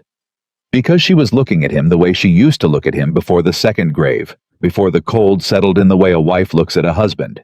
And it had been so long since anyone had looked at him like that he didn't trust it, and his old instinct rose up in him. The instinct to leave the room before the warmth could be taken back, and for once he fought it down and stayed. There's something I have to tell you, he said. It was the moment. He'd found it. The lie about the money. The lost ships, the Richmond rides, the church road promise he'd thought he couldn't keep. All of it had just changed, because if 1,600 was all he needed, then the worst of the fear was gone, and he could tell her now without breaking her. Could come clean about the lost ships and the broken word, and walk back into the honesty he'd sworn to and stepped out of. But Abigail was already reaching back into the strongbox, pulling out the next folded paper, her mind running ahead of his, and she opened it and went still in a way that was entirely different from before. Samuel, she said, whose hand is this? What? She turned the paper to him. It was a letter, but not to or from her father. It had been folded inside one of Robert Harper's old land surveys, tucked away forgotten, or hidden a single sheet in a small, cramped, careful hand. And Samuel knew that hand the way he knew his own, because he had read it on grocery accounts and household ledgers and Christmas lists for 30 years of his life. "That's Beatrice Holloway's hand," he said. "Your Boston housekeeper. The one who handles all your post." Abigail's voice had gone flat. "What is a letter in your Boston housekeeper's hand, doing folded inside my dead father's land survey in a strong box in Virginia that hasn't been to Boston in 2 years?" Samuel took it. He read it. And the floor of the world for the second time that summer went out from under him. It was addressed to no one by name. "Dear Sir," it began, and it was dated the previous spring, March, 3 months after Samuel had left for Boston. It was short, it was businesslike, and in Beatrice Holloway's neat, careful hand, it informed the unnamed gentleman that the situation he had inquired about remained as she had described, that Mr. Ashcroft had quit the Virginia property and returned to Boston with no intention of going back. That the marriage was in all but name dissolved. That Mrs. Ashcroft was alone on the estate with only an old servant. That the late Mr. Harper's debts remained unpaid and the property poorly defended, and that in Mrs. Holloway's considered opinion, a patient gentleman of business would find no obstacle and a great deal of opportunity, and that she remained as ever his obedient servant, and would continue to see that no correspondence passed between husband and wife to disturb the present favorable arrangement. Samuel read it twice. Then he set it down on the desk very gently, and he put both hands flat on the desk on either side of it, and he bowed his head, and for a long moment he didn't speak at all. "She didn't just hide the letters," Abigail said, watching him. "Your housekeeper. She didn't just keep us apart out of spite. She sold us. She sold the state of our marriage to a stranger. She told him we were finished, told him I was alone and weak, told him the land was undefended, and she promised to keep us from writing to each other, so the story would stay true." Her voice was shaking now, not with grief, but with a cold, rising fury. "Samuel, who is the gentleman? Who was she writing to?" He raised his head. "There's no name," he said, "but there's only one man it could be. There's only one patient gentleman of business who came to this county asking after a struggling estate and a deserted wife and an unpaid debt." He met her eyes. "Beatrice Holloway has been feeding Cornelius Vane for a year. She hid your letters and mine, not out of snobbery. Not only that, she hid them because Vane was paying her to keep us apart. A married couple reconciled is a defended estate. A man come home is a man who fights for his land. She kept us broken because Vane needed us broken. The two of them have been working this from the start." His jaw was iron. "I left you in December because I thought you couldn't bear the sight of me. And from the day I left, that woman in my own house has been selling my marriage to a land thief by the letter." The silence in the study was total. Then Abigail laughed a short, terrible, disbelieving sound and pressed the back of her hand to her mouth, and Samuel was around the desk and at her side before he knew he'd moved, because he thought it was the pains again. But it wasn't. It was something worse.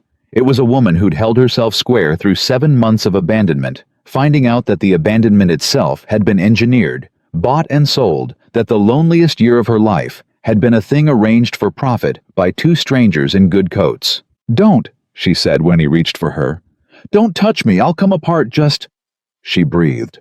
She put both hands on the swell of her belly and breathed the counted way Pratt had taught her, and Samuel knelt beside her chair and did not touch her, and watched her fight her own body back to stillness.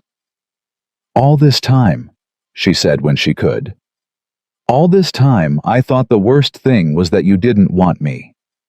That you read my letters and chose not to come. And now you're telling me you never got them. And the reason you never got them is that a woman I've never met was paid to keep them from you. That my whole year alone was—" her voice broke at last all the way through, "was a transaction. That somebody made money off me crying alone in this house." "Yes," Samuel said. "Say it plainer." "They used your grief," he said low, and even kneeling beside her, "as a tool. Vane needed you weak and alone to take your land. Holloway gave him weak and alone, and kept us from fixing it for a price. Every night you sat up alone in this house, every false pain you breathed through by yourself. Every letter you wrote me that wore through at the creases, that was the product they were selling. I won't lie to you to make it gentler, Abigail. You asked me to stop doing that. They made money off your loneliness. That's the truth of it. And I handed it to them because I left, and I left because I was a coward. And so the first link in the whole rotten chain was me. She looked at him, tears running, and she did not wipe them. Why are you telling me this? She said. Eleanor would have told you to keep it from me, to handle it quiet. The fright could harm the baby, that's what she'd say. Why are you telling me the cruelest version of it on your knees 3 weeks before my time, when you could have burned that letter, and I'd never have known? And Samuel understood that this right here was the whole of it, the test of whether he'd learned anything at all, and he gave her the only answer he had. Because I lied to you 3 nights ago, he said. In your room. You asked me if I was halfway out your door, if I was hiding something, and I told you I wasn't, and I was. I've been lying to you for a week. Pierce wrote me the day before. The ships I'd staked my money on are lost, near certain lost, and the money I swore to you on the church road, the money I said would clear Vane and keep you safe, I don't have it. I rode to Richmond twice trying to raise it, and crawled to lenders worse than Vane, and couldn't do it, and I came home and told you I'd been looking at a horse. His voice didn't break, but it cost him not to break it. I told myself I was sparing you. Same as I told myself in December.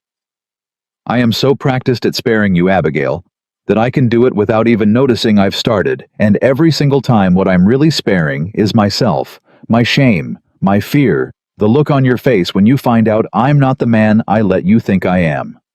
So no, I am not going to burn that letter and handle it quiet and let you live easy on a comfortable lie. I have spent our whole marriage handing you comfortable lies, and they nearly killed us, and I am done. Here's the ugly truth. All of it on my knees. I lost our money. I broke my word to you. 2 strangers sold your loneliness for a profit, and the man kneeling in front of you started the whole disaster by walking out a door. That's where we are. That's the real ground. And I would rather have you furious at me on real ground than grateful to me on a lie. The lamp burned. The house was silent. Somewhere far off, a dog barked twice and stopped.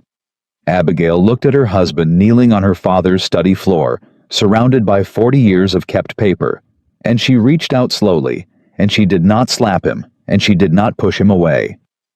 She took his face in both her hands, the way she had that first day, and she held it, and she looked into it for a long, long moment.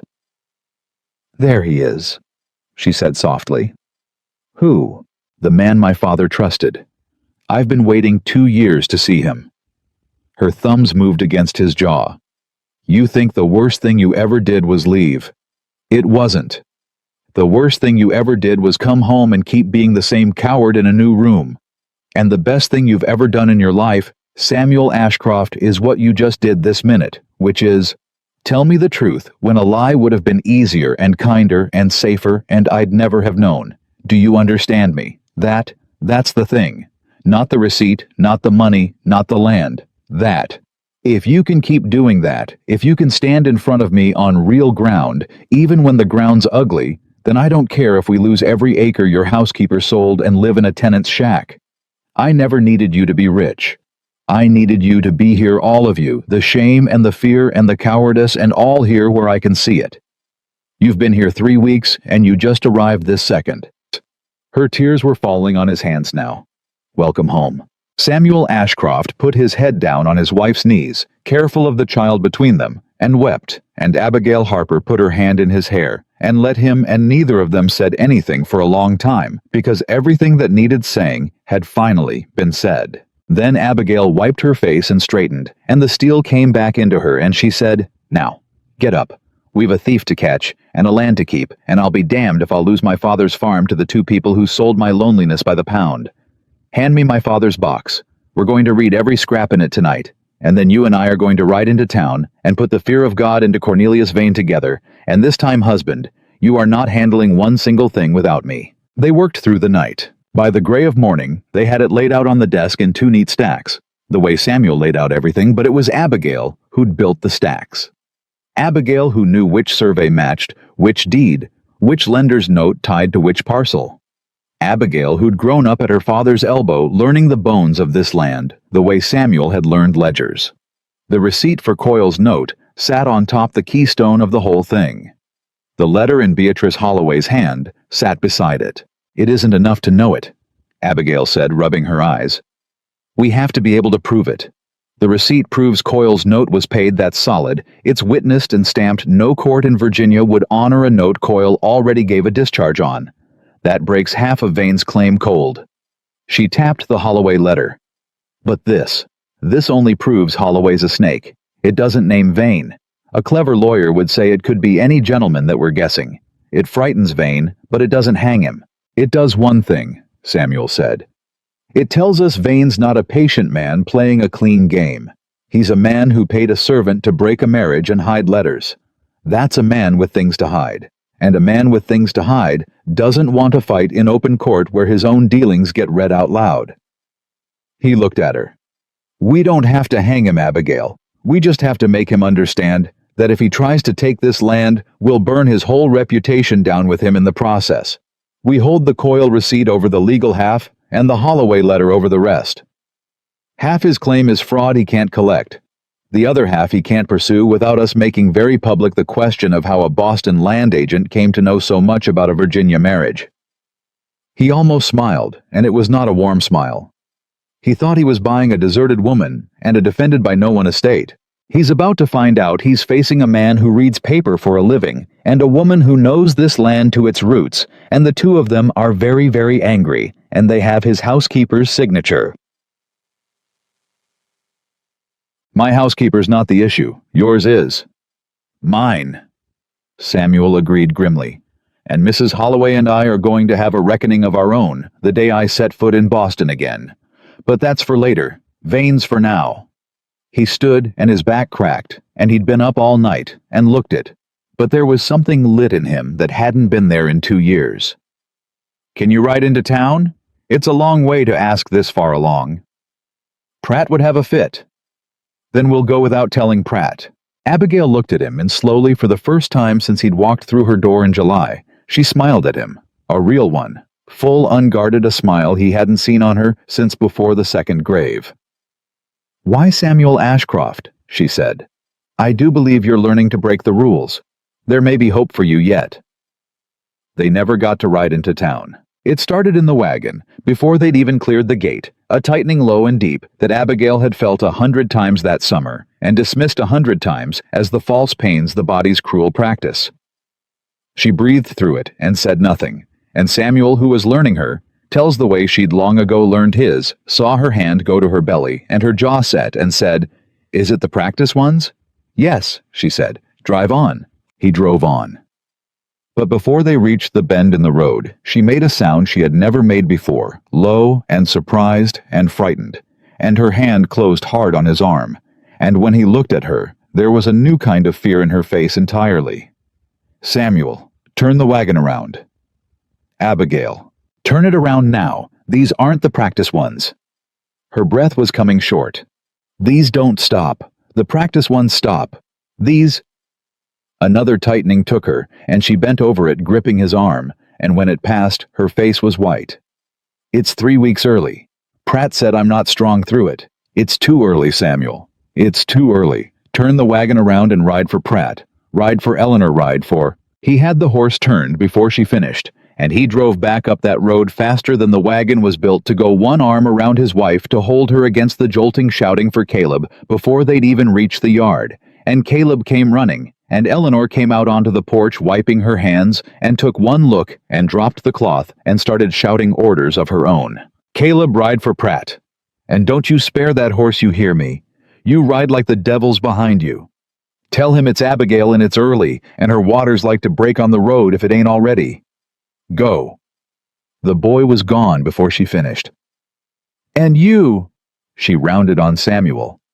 "Get her inside up the stairs, mind her back, and then you get out from underfoot, because birthing's women's work, and you'll only faint and crack your head, and give me 2 patients. I'm staying with her. You'll do no such—" "Eleanor." Samuel had Abigail in his arms now, carrying her toward the door, and his voice stopped the old woman cold. I left this woman once. I am never leaving a room she's in again, as long as I live. You can fight me in the hall, or you can put me to use, but I am not going anywhere, and if you try to put me out, I will come back through the window.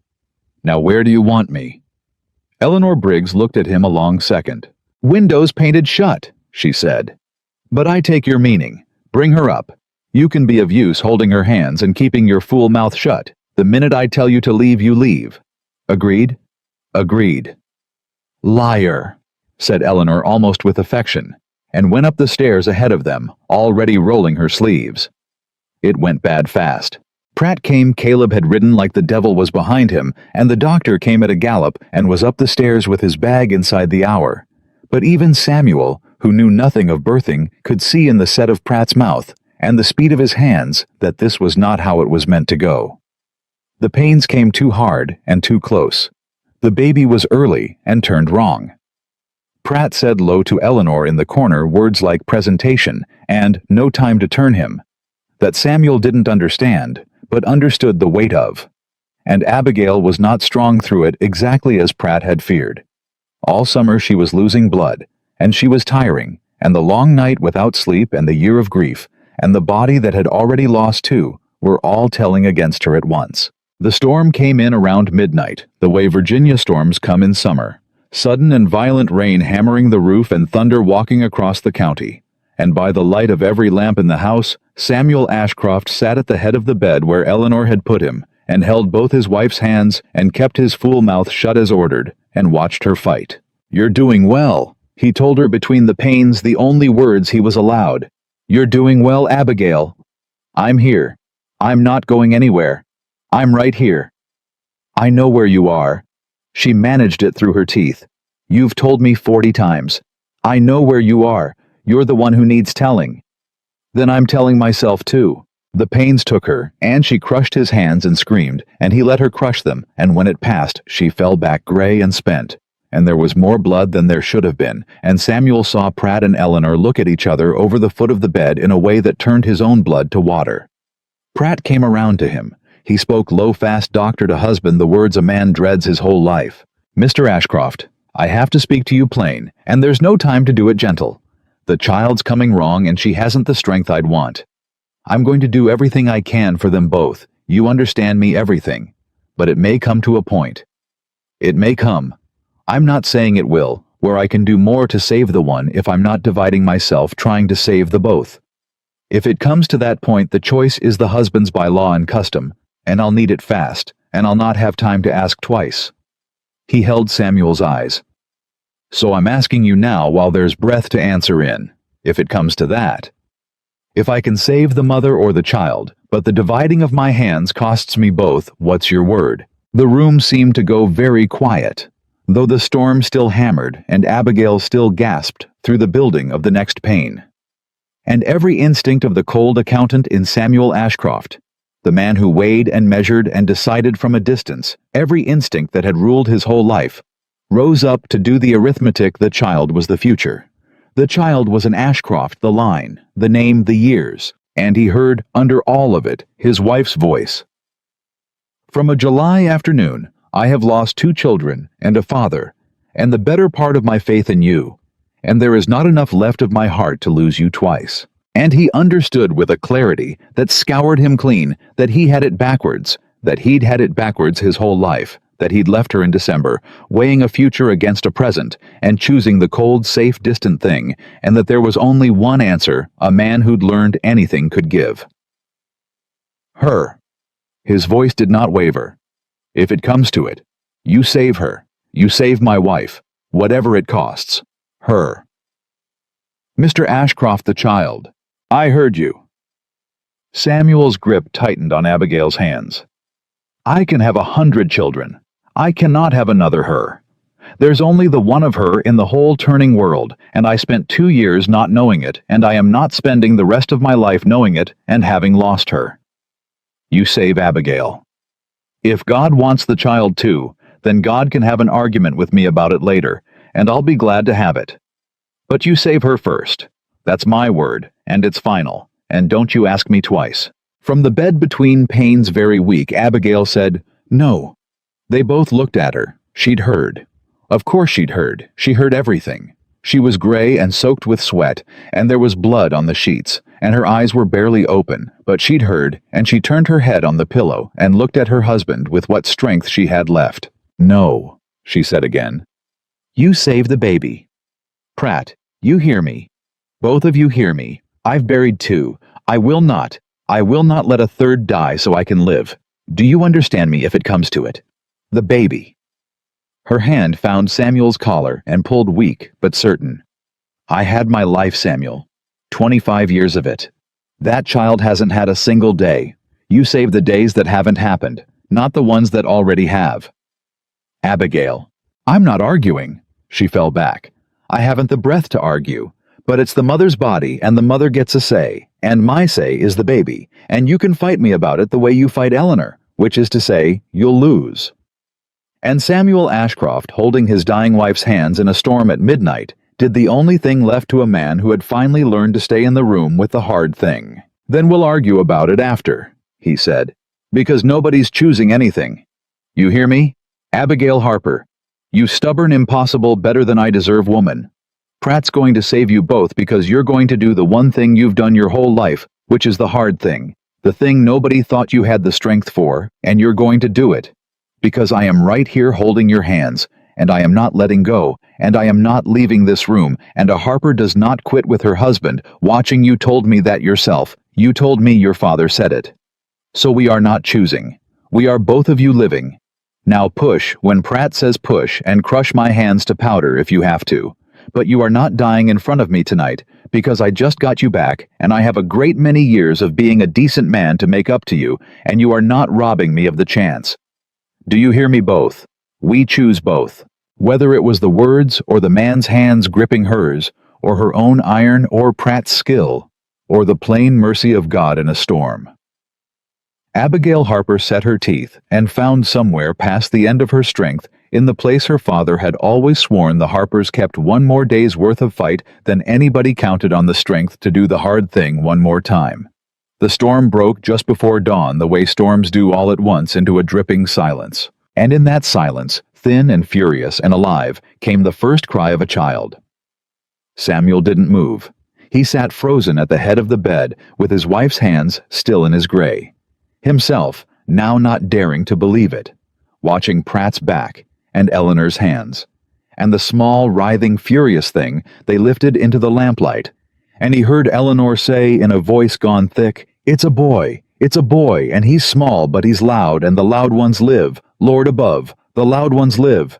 "Abigail," Samuel turned to his wife. "Abigail, it's a boy. Did you hear, it's a boy and he's Abigail?" For one heart-stopping moment, she didn't answer, and her eyes were closed, and her hands had gone slack in his, and Samuel's whole soul stopped. And then her chest rose and fell, and rose again, and her eyes opened exhausted past the edge of the world, and she looked toward the sound of the crying, and her cracked lips moved. "Loud?" she whispered. "Like his father when he finally starts talking, he doesn't shut up." And the ghost of a smile crossed her ruined face. "Bring him here. Let me see him. I've been waiting." Her breath caught. "I've been waiting 7 months, alone, to see him. Bring him here, Samuel. We did the hard thing. Bring me my son." And Eleanor, weeping openly now, and not ashamed of it, wrapped the small, loud living boy in clean linen, and laid him in his mother's arms. And Samuel Ashcroft sat at the head of the bed in the gray light of the broken storm, with his arm around his wife and his son against her chest. And the three of them stayed like that, breathing alive together, while outside the rain dripped from the eaves, and the long night that had nearly taken everything from him gave it all instead back. They named him Thomas for Abigail's father's father, the old man who'd cleared the first acre of Harper land with an axe and a mule and a stubbornness that had come down through 3 generations to the woman who'd just fought a storm to keep him. Samuel had wanted to name the boy for Robert, for the father-in-law who'd trusted him when no one else would, but Abigail wouldn't have it. "Robert's gone," she said the second morning, the baby asleep on her chest, and the color just beginning to come back into her own face. "He doesn't need a namesake to be remembered." I'll remember him every day of my life. Thomas is the one who started it all, the first Harper to break this ground. She traced one finger down the baby's tiny, furious fist. And besides, Robert Ashcroft sounds like a banker. Thomas Ashcroft sounds like a boy who'll climb every tree on this place and fall out of half of them. She looked up. Which is what I want for him. Not a banker, a boy who climbs trees. He can be both, Samuel said. A man can climb trees and still do arithmetic. Can he? She looked at her husband, who had not left the room in 2 days, who had slept in the chair when he slept at all, who had a 2-day beard, and the look of a man who'd aged 5 years in one night. I wouldn't know. I married one who could only do the arithmetic. The tree climbing I'm having to teach him late. But she said it gently, and she reached out her free hand, and Samuel took it, and that was the whole of the conversation, and it was enough. Pratt came twice a day for the first week, and his face went from grave to cautious, to by the 7th day, something near a smile. She turned a corner. I didn't think she'd turn. He told Samuel, privately packing his bag in the downstairs hall. I'll be honest with you, the way I was honest that night, I didn't think we'd keep her. She lost more blood than a strong woman ought to walk away from, let alone one carrying the grief she's carried. By rights, she should have slipped away before the storm broke. He fastened the buckle. I've delivered 400 babies in this county, Mr. Ashcroft. I've learned there's the medicine, which is mine, and there's the will, which is the mother's, and there's a third thing I can't name and won't pretend to. That night, she had all three. The will I expected. She's a Harper. The third thing, he glanced at Samuel. The third thing I'd put down to a husband who wouldn't let go of her hands and wouldn't stop talking and wouldn't leave the room. I've seen it before. A body fights harder when there's somebody in the room who'll grieve it unbearably if it quits. You gave her something to come back for. That's not medicine. But I've stopped pretending it doesn't matter. Samuel saw him to the door and couldn't for a moment speak. Send your bill, doctor, he managed finally. All of it. Don't cut it for the dead father this time. I'll pay what it's worth, and it's worth more than money. I'll cut it anyway, Pratt said. I knew Robert Harper. He'd haunt me if I overcharged his girl. And he settled his hat and went out to his horse, and Samuel stood in the door watching him go, and understood that he'd nearly lost everything twice, and been given it back twice, and that a man only gets so many of those before the well runs dry. The well, as it happened, had one more trial in it before the summer was through. Cornelius Vane came on a Thursday, 11 days after the birth, in a good coat and a good carriage, with a lawyer beside him and a leather case on his knees, and he came smiling, as he always came smiling, expecting to find a woman weak from childbed and a husband distracted by a sickly infant, both of them ripe. He did not know that Samuel and Abigail had spent 11 nights in the hours the baby let them reading every scrap in Robert Harper's strongbox by lamplight and building their case the way other couples built a nursery. He did not know about the Coyle receipt. He did not know they'd found Beatrice Holloway's letter. He knew none of it, and he came up the front steps of Harper Estate with the confidence of a man who has counted his cards and likes them. Eleanor met him at the door and did not ask him in. Mrs. Ashcroft is abed, she said. She's 11 days from childbed and not receiving. I'm so sorry to hear it. Vane's smile didn't flicker. Truly. But business is business, and the note I hold against this estate comes due the 1st of October, which is closer than a new mother might like to think. I'd hoped to spare Mrs. Ashcroft the indignity of a courthouse by settling matters here privately between gentlemen. Is Mr. Ashcroft at home? He is at home, said Samuel from the hall behind Eleanor. Show him into the study, Eleanor. Mr. Vane and I have arithmetic to do. Vane's eyes lit at that, because arithmetic was a word he liked, and he followed Samuel into Robert Harper's study with his lawyer trailing and his leather case under his arm, and he sat himself down in the chair across the desk as though he already owned the room, and he opened the case, and he laid out his papers with the relish of a man laying out a winning hand. I'll be direct, Mr. Ashcroft, since you're a man of business, Vane said. I hold the entire debt against this estate. All three original notes, Tarleton Bissell and Coyle, purchased and consolidated principal and interest the sum of $3,240 due and payable the 1st of October. I have, of course, no wish to take a man's home. I'm not a monster. So I'll make you the offer. I'd make any gentleman in distress surrender the estate to me now quietly by deed, and I'll forgive the entire debt and pay you besides $500 to remove your family and start fresh elsewhere. It's more than generous. The land won't fetch the debt at a courthouse sale, and you know it. You'd walk away with $500 and your dignity. Refuse, and on the 1st of October, I'll have the whole estate at auction. You'll get nothing, and your wife and infant son will watch strangers carry out the furniture. He sat back. I'd think very hard, sir, about which of those 2 mornings you'd rather your wife wake up to. Samuel let the silence run. Then he reached into the desk drawer and he took out a single folded paper soft at the creases, and he laid it on the desk and turned it so Vane could read it, and he said very quietly, James Coyle's note was paid in full 2 years ago. By me. Here's the discharge witnessed and stamped by Coyle's own attorney in Richmond. The largest of your 3 notes, Mr. Vane, near half your claim was satisfied and void 18 months before you say you bought it, which means either Coyle defrauded you by selling you a discharged note, in which case you've paid good money for nothing, and Coyle hangs for it, or you bought it, knowing it was paid to swell a debt you knew was false, and frighten a grieving woman into surrendering her home. I don't yet know which, but I will. And whichever it is, half your claim just turned to ash on this desk. Vane's smile held, but it cost him something to hold it. A forgery, he said smoothly, or a duplicate of a note long since reinstated. These things are easily, it's witnessed and stamped. Take it to any honest clerk in Richmond and match it against Coyle's own records. Samuel didn't raise his voice. He never raised his voice. He'd learned long ago that the men who win don't have to.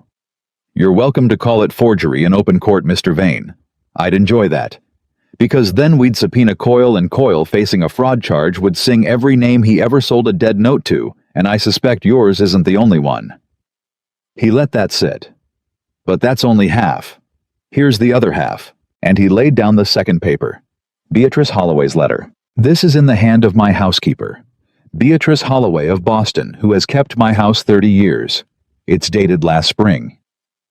In it she informs an unnamed gentleman of business that my marriage is dissolved in all but name, that my wife is alone and undefended on a debt-burdened estate, that the property is ripe, and that she will personally see to it that no letters pass between husband and wife to disturb the arrangement.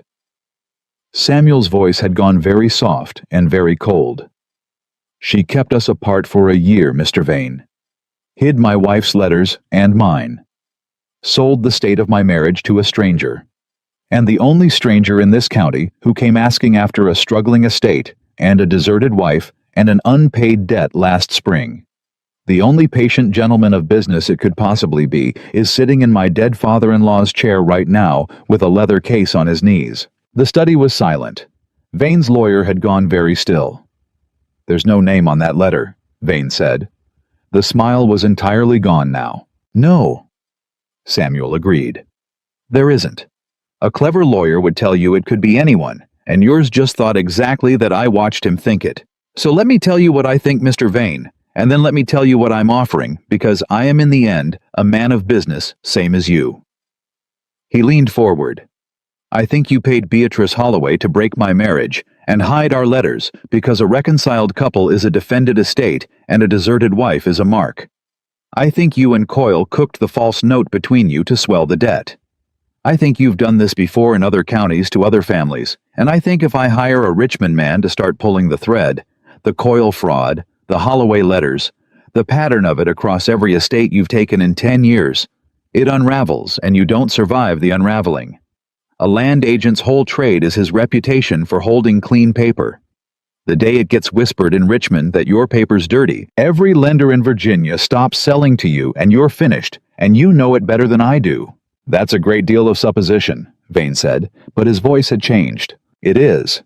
And here's the part where I'm generous the way you were generous. Samuel sat back. I'm not going to ruin you. Not because you don't deserve it, you do. But because ruining you means a year in court and lawyers and my wife's name read out in public and Holloway's crimes dragged through every parlor in Boston, and I'd rather spend that year teaching my son to climb trees. So here's the offer, Mr. Vane, And it's the only one, and it doesn't repeat.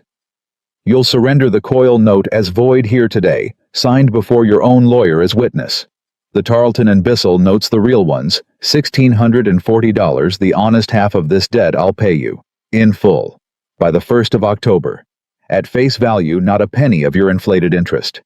And in exchange for that payment, and for my silence about Coyle and Holloway and whatever else a Richmond man might dig up, you will sign a quitclaim renouncing any and all interest in this estate present and future forever, and you will get into your good carriage, and you will never set foot in Spotswood County again.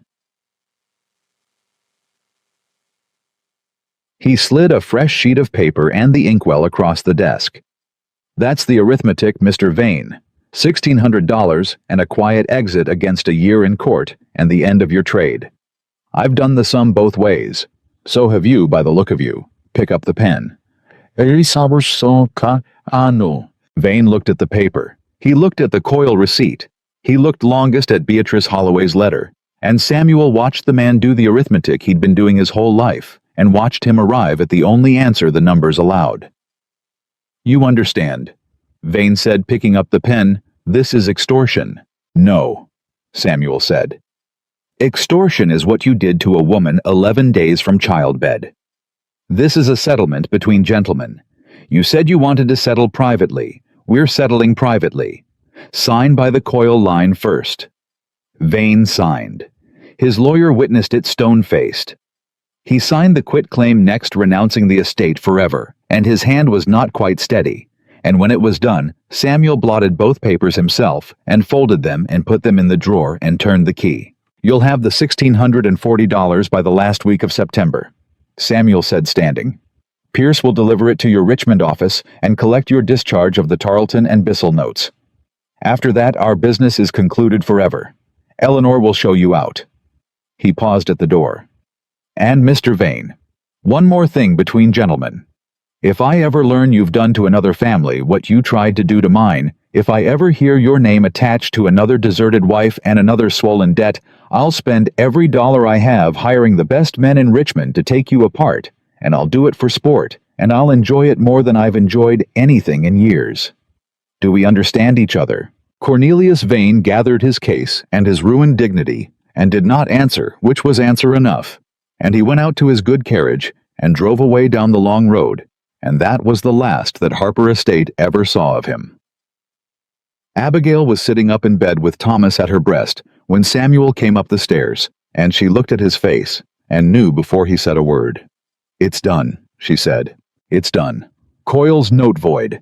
Vane signed a quitclaim. He's renounced this land forever in writing, witnessed by his own lawyer. I'll pay the honest half by October, and Pierce'll handle the rest.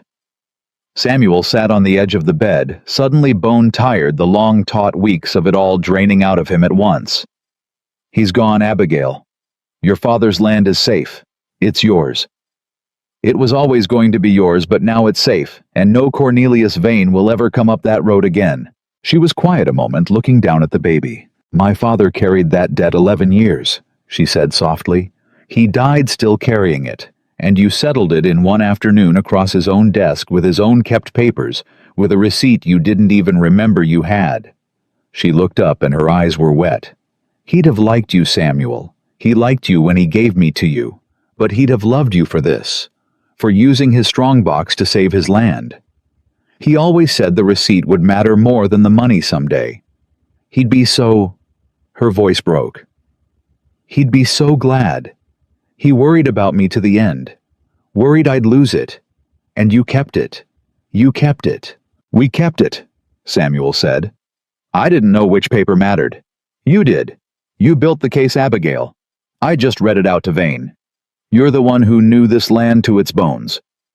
He reached out and touched his son's small head, the dark fuzz of hair, the impossible softness of it. I want to make it permanent. The land. I want it in your name, yours alone, free and clear, before anything else happens, before I go to Boston, before another season turns. Yours, not ours, yours and Thomas's. So that whatever I am, or fail to be, whatever happens to me, no man living can ever take this ground from the Harpers again. Abigail looked at him. You came here in July, she said slowly. To make me sign papers that ended us. And now you want me to sign papers that put everything in my name and leave you with nothing. That's right. Why? Because the first set was about leaving you, Samuel said, and the second set is about staying. A man who's leaving keeps a hold on things, keeps his name on the deed, keeps a string he can pull. A man who's staying gives it all away because he's not going anywhere, so he doesn't need the string. He looked at her steadily. I spent 2 years holding strings, Abigail. Keeping my name on this and that, keeping my distance, keeping my options, telling myself it was prudence. I'm done holding strings. Put the land in your name. Cut every string I've got. If I'm staying, and I am till they bury me, then I don't need a single one of them. And I'd rather you knew that for a fact in writing than took it on my word, because my word's been bad before, and you've no reason yet to trust it. She didn't sign that day. She was too weak and Pierce had to draw the papers, and there were Boston matters to settle first. But she reached out and took his hand, and held it against the warm, small weight of their sleeping son, and she said, All right, we'll put it in my name, but not because you've cut your strings, Samuel. Because I want my son to grow up on Harper Land, knowing it's Harper Land the way I did. That's my reason. Yours is your own business. And then after a moment lower, But I heard your reason, and I'll remember it. A man who stays gives it all away. I'll remember you said that. Boston could not be put off forever. There was the honest half of the debt to pay, which meant selling the Boston house at last. And there was Pierce to settle accounts with. And there was the matter of the lost ships, which had to be chased to its end one way or the other. But more than any of it, the thing that pulled at Samuel like a splinter working toward the bone, there was Beatrice Holloway sitting in his Boston house this very minute, keeping his room, sorting his post, drawing her wages, not knowing that a folded letter in her own hand had crossed 300 miles and undone her. He didn't want to leave Abigail and the baby. He said so plainly the night before he rode. I don't want to go. I want to be honest about that. Every instinct I've got says, don't leave this room. Don't leave this house. Don't put 300 miles between us, because the last time I did that it cost us a year and nearly cost us everything. He was packing the small bag badly, and Abigail watched him from the bed. But it has to be done, and it has to be done by me in person, and it can't be done from here. The house has to be sold to pay Vane's honest half. And Holloway? His jaw tightened. Holloway, I have to do face to face. I'll not dismiss the woman by letter after what she's done. I want to stand in front of her and let her know exactly what I found and exactly what it cost us, and then I want her out of my house and out of our lives, and I want to do it looking her in the eye. How long? Abigail said. 3 weeks, maybe 4. There and back with the house to sell and the accounts to settle. He stopped packing. Abigail, I know what 3 weeks sounds like to you. I know what me riding off to Boston sounds like. I've thought about almost nothing else. He came and sat on the bed. So here's what I'm going to do, and I want you to hold me to it. I'm going to write you every single day, not about the harbor and the price of cotton and the weather. Every day, I'm going to write you one true thing about how I am, and one true thing about how much I want to be home, and I'm going to post it myself, with my own hand, into the postmaster's own hand, so that no Beatrice Holloway, and no anyone, ever stands between my letters and you again. And the day my business is done, I'm on the first horse south, and I'll ride through the night the way I should have ridden the first time you wrote me. He took her hand. 21 days. Count them. And if I'm not back by the 22nd, you have my full permission to believe the worst of me, because it'll mean I'm dead in a ditch, since nothing short of dead is keeping me from this room. Abigail looked at him a long moment. You're afraid I won't believe you'll come back. I'm afraid you've earned the right not to. I have, she said. I have earned that right. And I'll tell you the truth, since we're doing truth now. Part of me is sitting here right now, 11 days delivered, watching you pack a bag for Boston. And part of me is that woman from July, who's already deciding you won't come back, who's already armoring up, who's already telling Thomas not to get attached to the sound of your voice. Her hand tightened on his. That woman's still in here, Samuel. The one who learned the hard way. You don't undo a year of being left in 11 days of being stayed with. She's going to spend these 3 weeks waiting for the letter that doesn't come. Then I'll see to it the letter always comes. See that you do." She pulled him down and kissed him the first time she'd kissed him since December. And it surprised them both, and it was brief and fierce and full of everything neither of them could say. Then she pushed him back and wiped her eyes and said in her ordinary voice, "Now pack that bag properly. You've rolled your shirts like a man strangling chickens. Give it here." And she packed it herself from the bed, the way she did everything better than he could. And that was how they said goodbye. He rode at dawn. Caleb saw him off at the gate. "You comin' back?" the boy said. It wasn't quite a question. "I'm coming back." "'Cause if you don't," Caleb said, "I'll have to look after 'em myself, and I ain't but 15, and Miss Abigail deserves better'n a 15-year-old and a 65-year-old standing between her and the world." "She does," Samuel agreed. "That's exactly why I'm coming back. Mind them till I do." And he rode north, and he kept his word about the letters every single day, one true thing about how he was, and one true thing about how he longed to be home, posted with his own hand. And Abigail received them every day, and read them, and did not let herself believe them, and waited the way she'd told him she would for the one that didn't come. It nearly didn't. Boston went as Samuel expected and worse. The house sold but slow, and for less than its worth, and the closing dragged. Pierce confirmed the ships were lost, both of them gone in a summer gale off the Carolinas men and cargo, and Samuel's capital all at the bottom together. And that was a grief of its own. Money aside, 11 good sailors Samuel had known by name, and Beatrice Holloway. Beatrice Holloway did not break, and did not weep, and did not beg. Samuel had imagined the scene 100 miles worth of times, the confrontation, the woman undone, the confession. What he got instead, when he sat her down in the front room of the house she'd kept for 30 years and laid her own letter on the table in front of her, was a straight-backed old woman who read it once and folded her hands and looked at him with no shame in her face at all. "So you found it," she said.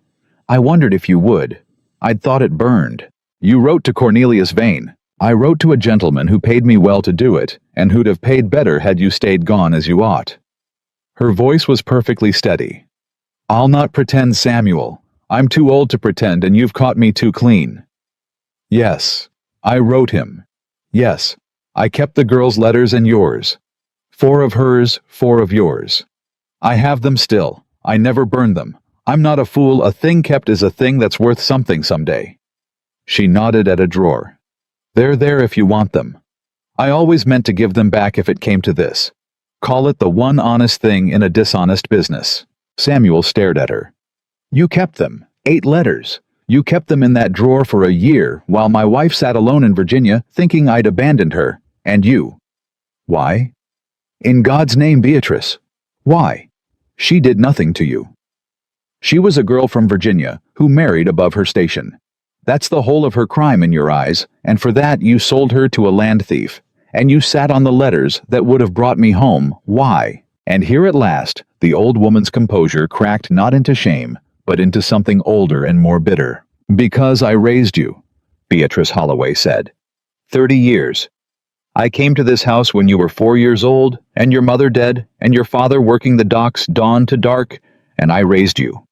I taught you your letters and your manners, and how to hold a fork, and how to talk to your betters, and I made you fit for the world that threw your father away, and I did it because I loved you.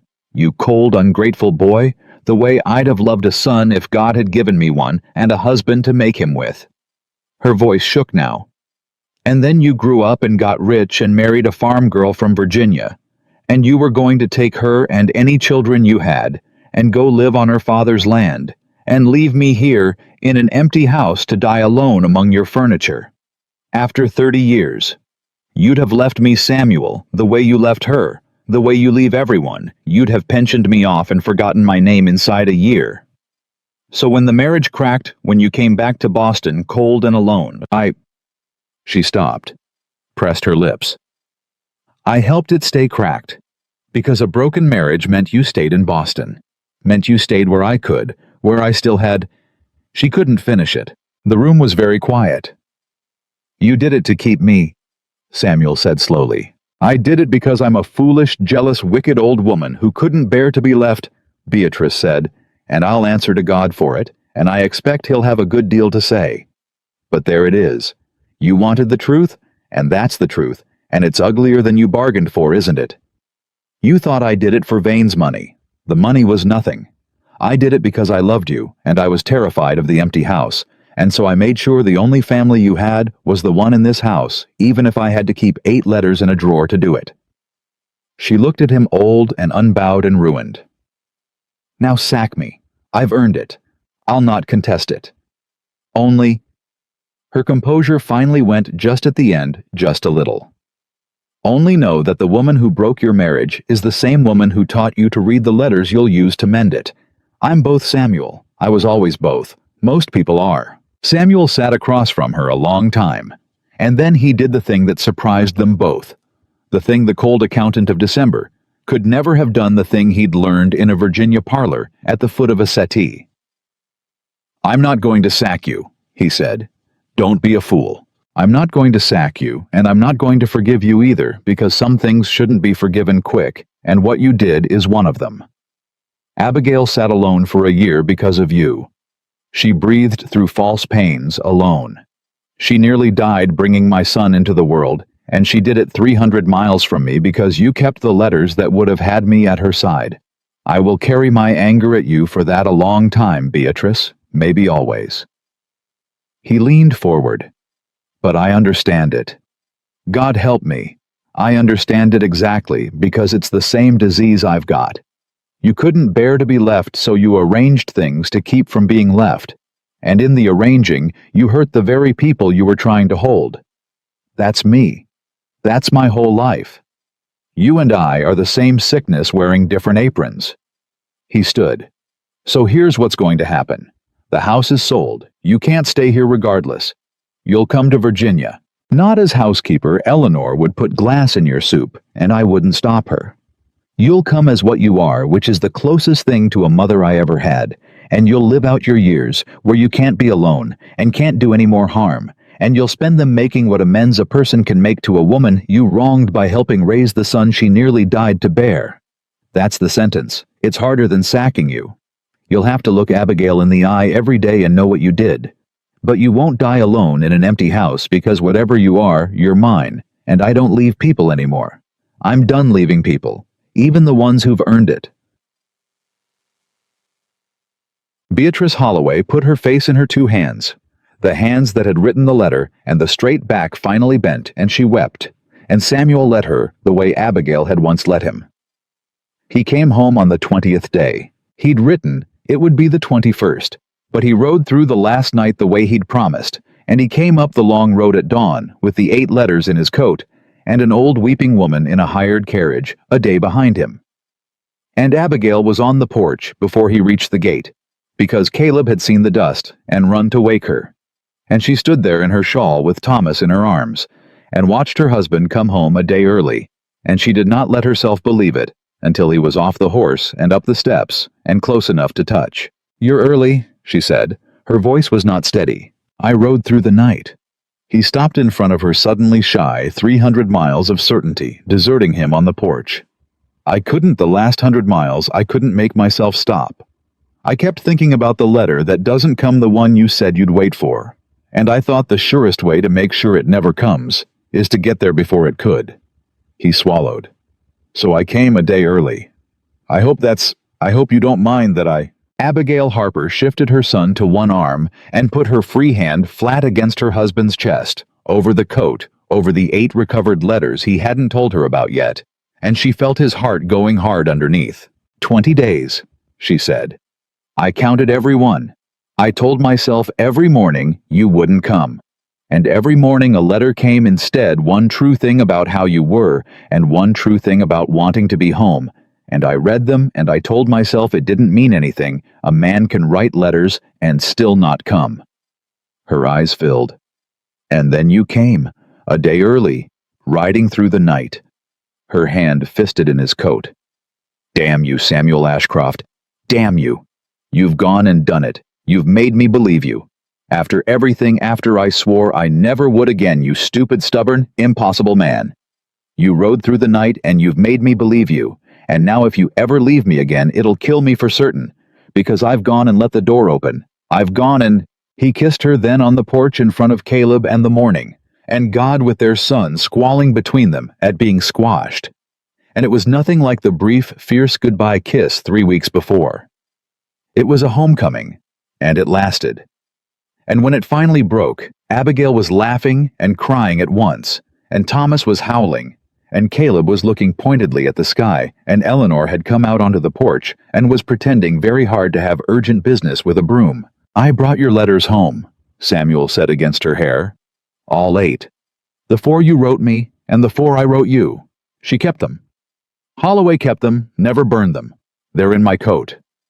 We'll read them tonight, everyone out loud, the way they were meant to be read. A year late, but we'll read them. Tonight," Abigail agreed, wiping her face. "Tonight. But first, you'll come inside, and you'll meet your son properly, who's grown in 3 weeks and doesn't know your face, and you'll eat whatever Eleanor puts down, and you'll tell me everything, all of it, the house and the ships and the money and what you did about that woman." She stopped reading his face. "You didn't sack her." "No." "Samuel, I'll tell you all of it tonight," he said. "Every bit. On real ground, the way we do it now. And you can be furious with me for the part you'll be furious about, and you'll be right to be, and I'll sit in the room while you are, and I won't leave it." He touched his son's wet, furious face. "But not on the porch, not the first morning. Let me come inside first. Let me come home." And Abigail Harper looked at her husband home a day early. Dust of the road still on him, their son between them, and 8 years' worth of unsaid things in his coat. And she stepped back, and she opened the door of her father's house, and she let him in. They read the letters that night, after Thomas was down, and the house was quiet, sitting up in the bed that had nearly become a deathbed with a single candle, and 8 folded papers between them. Samuel read hers first, because he insisted, because he said a man should hear in his wife's own words exactly what his leaving had cost, before he was allowed the comfort of his own. So Abigail handed him the 4 she'd written in the order she'd written them, and he read them aloud, and his voice broke on the first one, and never quite mended through the other 3. The first was the one she'd written the morning Pratt confirmed the child, frightened, hopeful, forgiving, asking him to come home, telling him they'd been given one more chance. The second, a month later, was the same hope worn thinner, asking why he hadn't answered. The third had no hope in it at all. It was a woman informing a man coldly that she understood his silence, that she would manage, that he needn't trouble himself. And the fourth was 3 lines long, and it was the cruelest of them, because it was kind. "I'll not write again. I see now where we stand. The child will be cared for. Live well, Samuel." He set the 4th one down and could not speak. "I wrote that one," Abigail said quietly, "the day I decided you'd chosen silence. I sat at my father's desk and I wrote it, and I sealed it, and I gave it to Eleanor for the post, and then I went out to the chapel where the 2 babies are, and I sat down on the ground between their graves, and I—" She stopped. "I let myself grieve you, like a 3rd one. I sat there, and I buried you next to them, Samuel, in my own heart, and I came back to the house a widow in everything but the word. And I never wrote you again. And I never cried where Eleanor could see. And I started telling the county you'd abandoned me because it was easier than the truth, which was that I'd buried my husband alive in the chapel yard and couldn't tell a living soul." Samuel put his face in his hands. "And that letter," she went on, relentless now because she'd carried it a year and meant to set it down. "At last, that letter that says, 'Live well, Samuel,' that one she kept too, your Beatrice. She kept the letter where I gave you up, and she sat on it, and you sat in Boston that whole year, not knowing your wife had held a funeral for you. You could have come home any day of that year. One letter would have done it. And she kept 8 of them in a drawer." Her voice shook. "I'm not angry at you for that part, I want you to know. That part wasn't you. But I am so angry, Samuel. I'm so angry I can hardly breathe, and I don't even have anywhere to put it, because the woman I'm angry at is 300 miles away, and you didn't sack her. You're bringing her here, to my house, to help raise my son, the woman who buried me alive." She turned to him, and the year of it was all in her face. "You'll have to explain that to me, tonight, because I don't understand it and I'm not sure I can live with it." So Samuel told her. He told her all of it, the straight-backed old woman who hadn't wept until the end, the 30 years, the empty house, the terror of being left. He told her what Beatrice had said: "The woman who broke your marriage is the same woman who taught you to read the letters you'll use to mend it."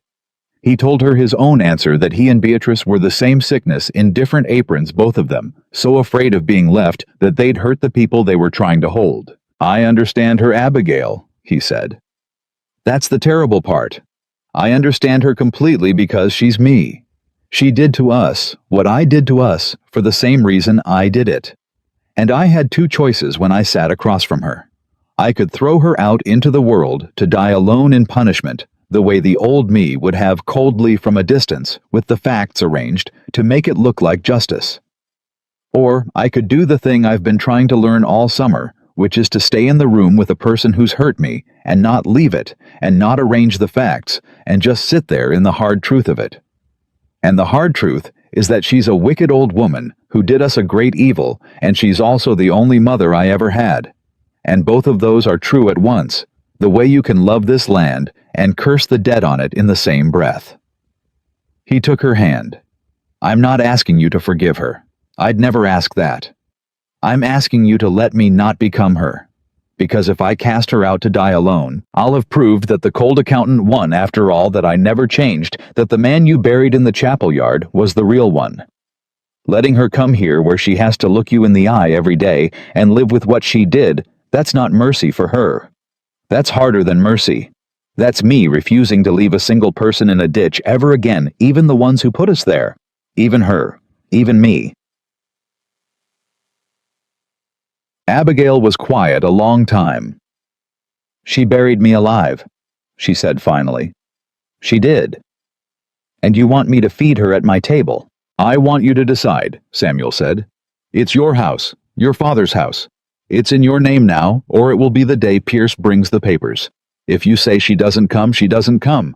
I'll find her rooms in town and pay her keep, and she'll live out her days a mile from us and never cross your door. That's your right, and I'll honor it without a word of argument. I'm only telling you what I'd do if it were mine to choose, and why. The choosing is yours." And that handing her the choice, plainly with no string attached and no guilt laid on, was so unlike the man who'd left in December, that Abigail felt the anger in her chest shift, not vanish, but shift, and make room beside it for something else. "Let her come," she said at last. "Abigail, let her come. But on my terms, not yours." The steel came up in her. "She doesn't touch Thomas without me in the room, not for a long time, maybe a year, maybe more, until I've watched her enough to trust her hands. She doesn't sleep under this roof. She'll have the old overseer's cottage where I can see her lamp from my window and know where she is. And she will hear from my own mouth once exactly what she did to me. Not your gentle version, not what she confessed to you, but what it was on this end, the chapel yard, and the funeral, and the year of it. And then we will never speak of it again. Because I'll not spend the rest of my life relitigating it, but she will hear it once in full from me." Abigail's jaw set. "And if she's half the woman you say taught you to read, she'll understand that letting her stay on those terms, looking me in the eye every morning, is the heaviest sentence I could possibly pass. Heavier than sending her away. You're right about that, damn you. Mercy's the cruelest thing I've got." "You're a harder woman than I am," Samuel said with something like awe. "I'm a Virginia woman who married a Boston man and buried 2 babies and got left for a year and lived," Abigail said. "Of course I'm harder than you. Now read me the rest of your letters, the ones you wrote me. I want to hear what you were saying into the silence while I was burying you in the chapel yard." So he read the 4 he'd written from Boston, the harbor and the cotton and the fog. And Abigail heard under the dull surface of them what she hadn't been able to hear a year ago, when she'd thought them proof of his indifference. A frightened man writing carefully around the only things that mattered, talking about the weather because he didn't dare talk about the grief-sending word he still breathed, because he didn't have the courage to send anything truer. They were cold letters. But she heard the man behind them now, the boy in the expensive coat, sure he was about to be thrown out of the room, and she understood that his coldness and her pride had been the same wound pointing in opposite directions, and somewhere in the reading of the fourth dull careful letter, she stopped being angry at the letters and started quietly to grieve the year they'd both lost to being exactly who they were. When he finished, they sat in the candlelight with all 8 letters spread on the quilt between them, a year of silence finally spoken aloud. "We were both burying each other," Abigail said softly. "The whole time. You in Boston writing about cotton, me in the chapel yard. 2 people who loved each other holding 2 separate funerals 300 miles apart, and neither one of us dead." She gathered the letters, slowly squaring their edges. "We should keep these. Not to pick at. To remember. So that the next time one of us starts going quiet, starts writing about cotton instead of saying the true thing, we can take these out and remember what the quiet cost us." She put them in the drawer of the bedside table. "There. Our funeral letters. Locked up where we can find them if we ever need reminding." Beatrice Holloway came to Virginia a day later in the hired carriage, and Abigail met her in the yard. And what passed between the 2 women that first hour, neither of them ever fully repeated to Samuel. He'd offered to be there. Abigail refused. "This is between her and me," she'd said. "You don't get to manage it. You don't get to soften it.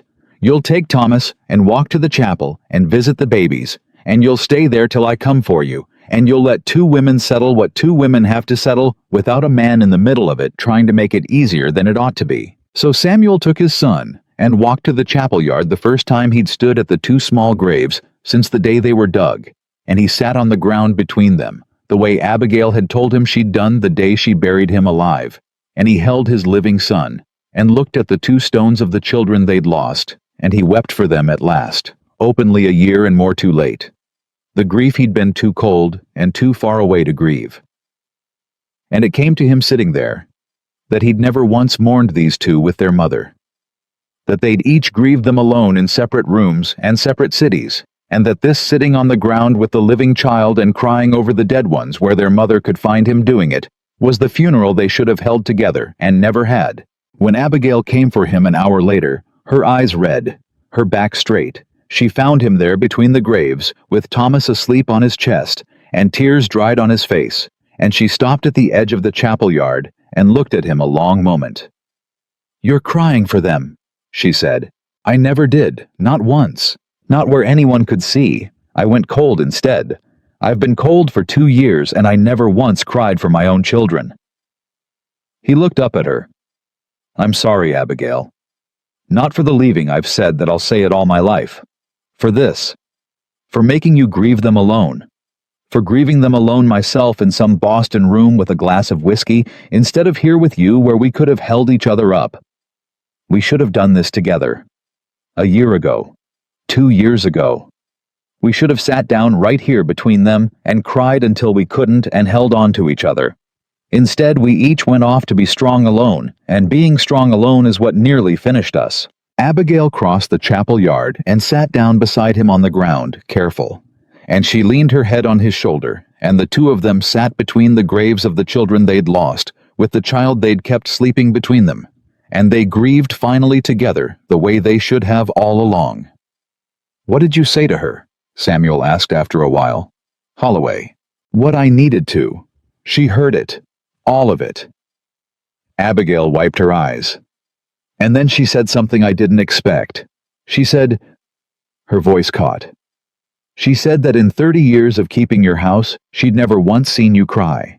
Not when your father died, not when you lost the babies, not ever, and that she'd helped make you that way. Taught you to swallow everything and go cold because that's how she got through her own life, and it was the only thing she knew to teach. And she said she'd watched you go colder and colder for 30 years, and told herself it was strength. And then she looked at me and said, 'And now you've gone and taught him to weep in a year, girl, what I couldn't unteach him in 30. I hated you for marrying him. I see now I should have thanked you. You did the thing I was too frightened to do. You let him be left and stayed anyway, and that's the only thing that ever could have saved him.'" Abigail shook her head slowly. I came out here to hate her, Samuel. I sat down meaning to. And she handed me that, and now I don't know what I feel, except that she's a wicked old woman who told me the truest thing anyone said about you in 2 years, and I can't hate her clean anymore.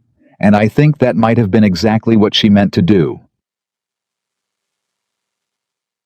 She's clever that way, Samuel said. She always was. It's how she survived. It's how you both survived. Abigail stood and pulled him up, and the two of them walked back to the house with their son past the cottage, where an old woman's lamp now burned in the window, and it was not forgiveness, not yet, and might never be all the way. But it was a household, and that was more than any of them had had a season ago. The autumn came on, and the honest half of the debt was paid. Pierce delivered the $1,640 to Vane's Richmond office and brought back the discharge, and the land was clear at last. Clear the way Robert Harper had dreamed of and never lived to see. And the deed came in Abigail's name, hers alone, free and clear. Harper Estate, restored to the Harpers forever, and she stood on her own porch holding the paper and cried for her father, who'd carried the debt 11 years and died still carrying it, and who'd been right all along, that the receipt would matter more than the money someday, and it should have been the end of the trouble. By every law of how such stories go, the wolf was driven off, and the land was saved, and the family was whole, and there should have been nothing left but the slow good work of living. But life is not a story, and it had one more blow to land. It came in November, and it came for Thomas. The boy had always been small-born 3 weeks early, loud but slight, and Pratt had said he'd want watching through his first winter. And in the second week of November, the croup came through the county the way it did every cold season, and it found the small loud boy in the big house, and it laid him low, and for 3 nights Thomas Ashcroft fought for every breath in his mother's arms, while the whole household held its own. It was worse than the birth in its way, because at the birth there'd been something to do, push hold on fight. With the croup, there was nothing to do but keep him warm and keep him breathing, and wait, and waiting was the one thing neither Samuel nor Abigail had ever been any good at. On the second night, when the boy's breath went high and tight and whistling, and his small chest heaved, Abigail broke. She'd held square through everything, through the abandonment, through the birth that nearly killed her, through Vane and Holloway, and the whole long summer. And it was a sick child in the dark in November that finally broke her, the way the small things break the strong ones, when the big things couldn't. She sat in the rocking chair with Thomas struggling against her, and she started to shake, and then she started to keen low, a sound Samuel had never heard from her, and never wanted to hear again. Not this one, she said. Not this one too, I can't. Samuel, I can't bury a third. I can't do it, I won't survive it. I told you I wouldn't, and I meant it, not this one. Please, not after all of it, not after I let myself. She was coming apart in the chair, the iron of her finally cracking clean through. I let myself love him. I let myself love you. I opened the door. You made me open the door, and now this is what happens when I open the door. This is what always happens. I should have kept it shut. I should have stayed the woman from July, who didn't believe in anything. And Samuel did the thing he'd spent his whole life unable to do. He didn't go cold. He didn't go quiet. He didn't leave the room to be strong alone, or arrange his face into something calm and distant. He knelt down in front of the rocking chair, and he put his arms around both of them, his wife and his struggling son, and he held on, and he let her feel him shaking too. I'm here, he said. I'm here, I'm not going anywhere. I'm right here in the room, and I'm scared out of my mind same as you, and I'm not going to pretend I'm not. We're going to be scared together. That's the difference, Abigail. That's the whole difference between now and before. Before we'd have been scared in separate rooms. Now we're scared in the same one holding the same boy, and that's all I've got to offer you. It's not much. It won't make him breathe easier. But you are not doing this one alone. You did the last 2 alone, and the birth half alone, and I will be damned before I let you do one more hard thing alone as long as I'm alive to be in the room. Cry, shake, come apart. I've got you. I've got you both. And if the worst comes, his voice broke.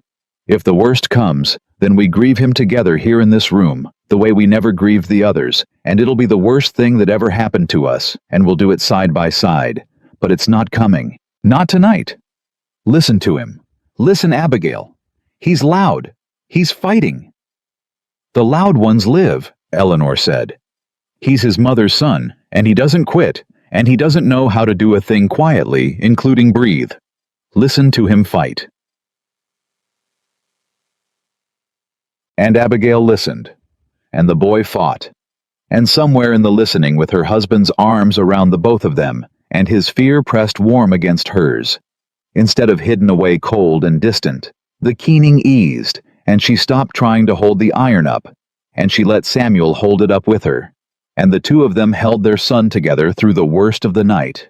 Pratt came at dawn the way he'd come the night of the birth, and he listened to the boy's chest a long time, and then he straightened, and the cautious thing came into his face that Abigail had learned to read as hope. "The fever's turning," he said.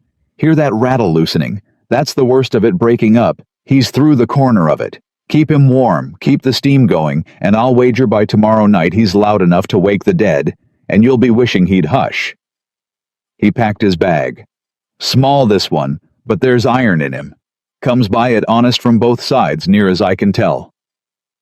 He looked between them, the husband still on his knees by the chair, the wife gray with the long night, the two of them tangled together around the sleeping boy, whose breath was easing at last. "I'll say what I said in August. There's the medicine, and there's the will. And there's the third thing I don't name. This family's got a powerful lot of the third thing. More than its share. See, you don't waste it." When he'd gone, Abigail looked at Samuel, still kneeling, his arms gone numb from holding them all night, and not caring. "You stayed," she said. "All night, on your knees. You didn't go cold, and you didn't leave the room, and you let me see you scared. I told you I would. You told me a great many things." She reached out and touched his face the way she had that first July afternoon. "But this time you did them. That's new. That's the new thing, Samuel. You've stopped telling me who you'll be and started just being him." Her eyes filled, but it was a different kind now, exhausted and overflowing, and almost glad. "I think I forgive you. Not for the leaving. I don't know if I'll ever forgive the leaving all the way, and maybe I shouldn't. Maybe some things you just carry. But for the rest of it, for who you were before. I think somewhere in this terrible night, holding our son and feeling you shake, I forgave the man you used to be, because he's gone. He's truly gone, and the man on his knees in front of me is somebody I—" She stopped. "Somebody you what?" Samuel said softly. "Somebody I love," Abigail Harper said. "There, I've said it. First time since before the second grave. Somebody I love. God help me, after everything, somebody I love." It was the first time either of them had said the word in over a year, and neither of them said anything else for a long while, because there wasn't anything else that needed saying. The winter passed, and Thomas grew loud and strong and fat, and climbed out of his cradle by spring and into everything, and the spring turned to summer a year almost to the day. From the July afternoon, Samuel had walked through the parlor door with separation papers crushed in his fist. And on a morning in that second July, Samuel asked Abigail to walk out to the garden with him. Her mother's old roses, where she'd gone most mornings the summer she carried Thomas, and he had Eleanor and Caleb, and even old Beatrice waiting there, and Pratt and his wife and Mrs. Coffey. The minister's wife who'd brought the bread, and the minister himself, and Abigail stopped at the garden gate when she saw them all and understood, and her hand went to her mouth. "Samuel, what is this?" "2 years ago," Samuel said, taking both her hands, standing in the roses in front of everyone who'd held them up through the worst year of their lives. "Your father gave you to me, and I married you because it was the proper thing and the honorable thing, and because a dying man asked me to keep his girl safe. I married you out of duty, Abigail. I'll not pretend otherwise. You were there, you know it's true. I stood up in front of God and I made vows. I meant the way a man means a contract, carefully, coldly, with the terms all laid out. And then I kept those vows the way I keep a ledger by the letter, and not the spirit. And I nearly destroyed us both doing it, because a marriage kept like a contract is no marriage at all." His voice was steady and clear and carried to everyone in the garden. "So I'm asking your leave to do it over, properly, the way it should have been done. Not because your father asked me.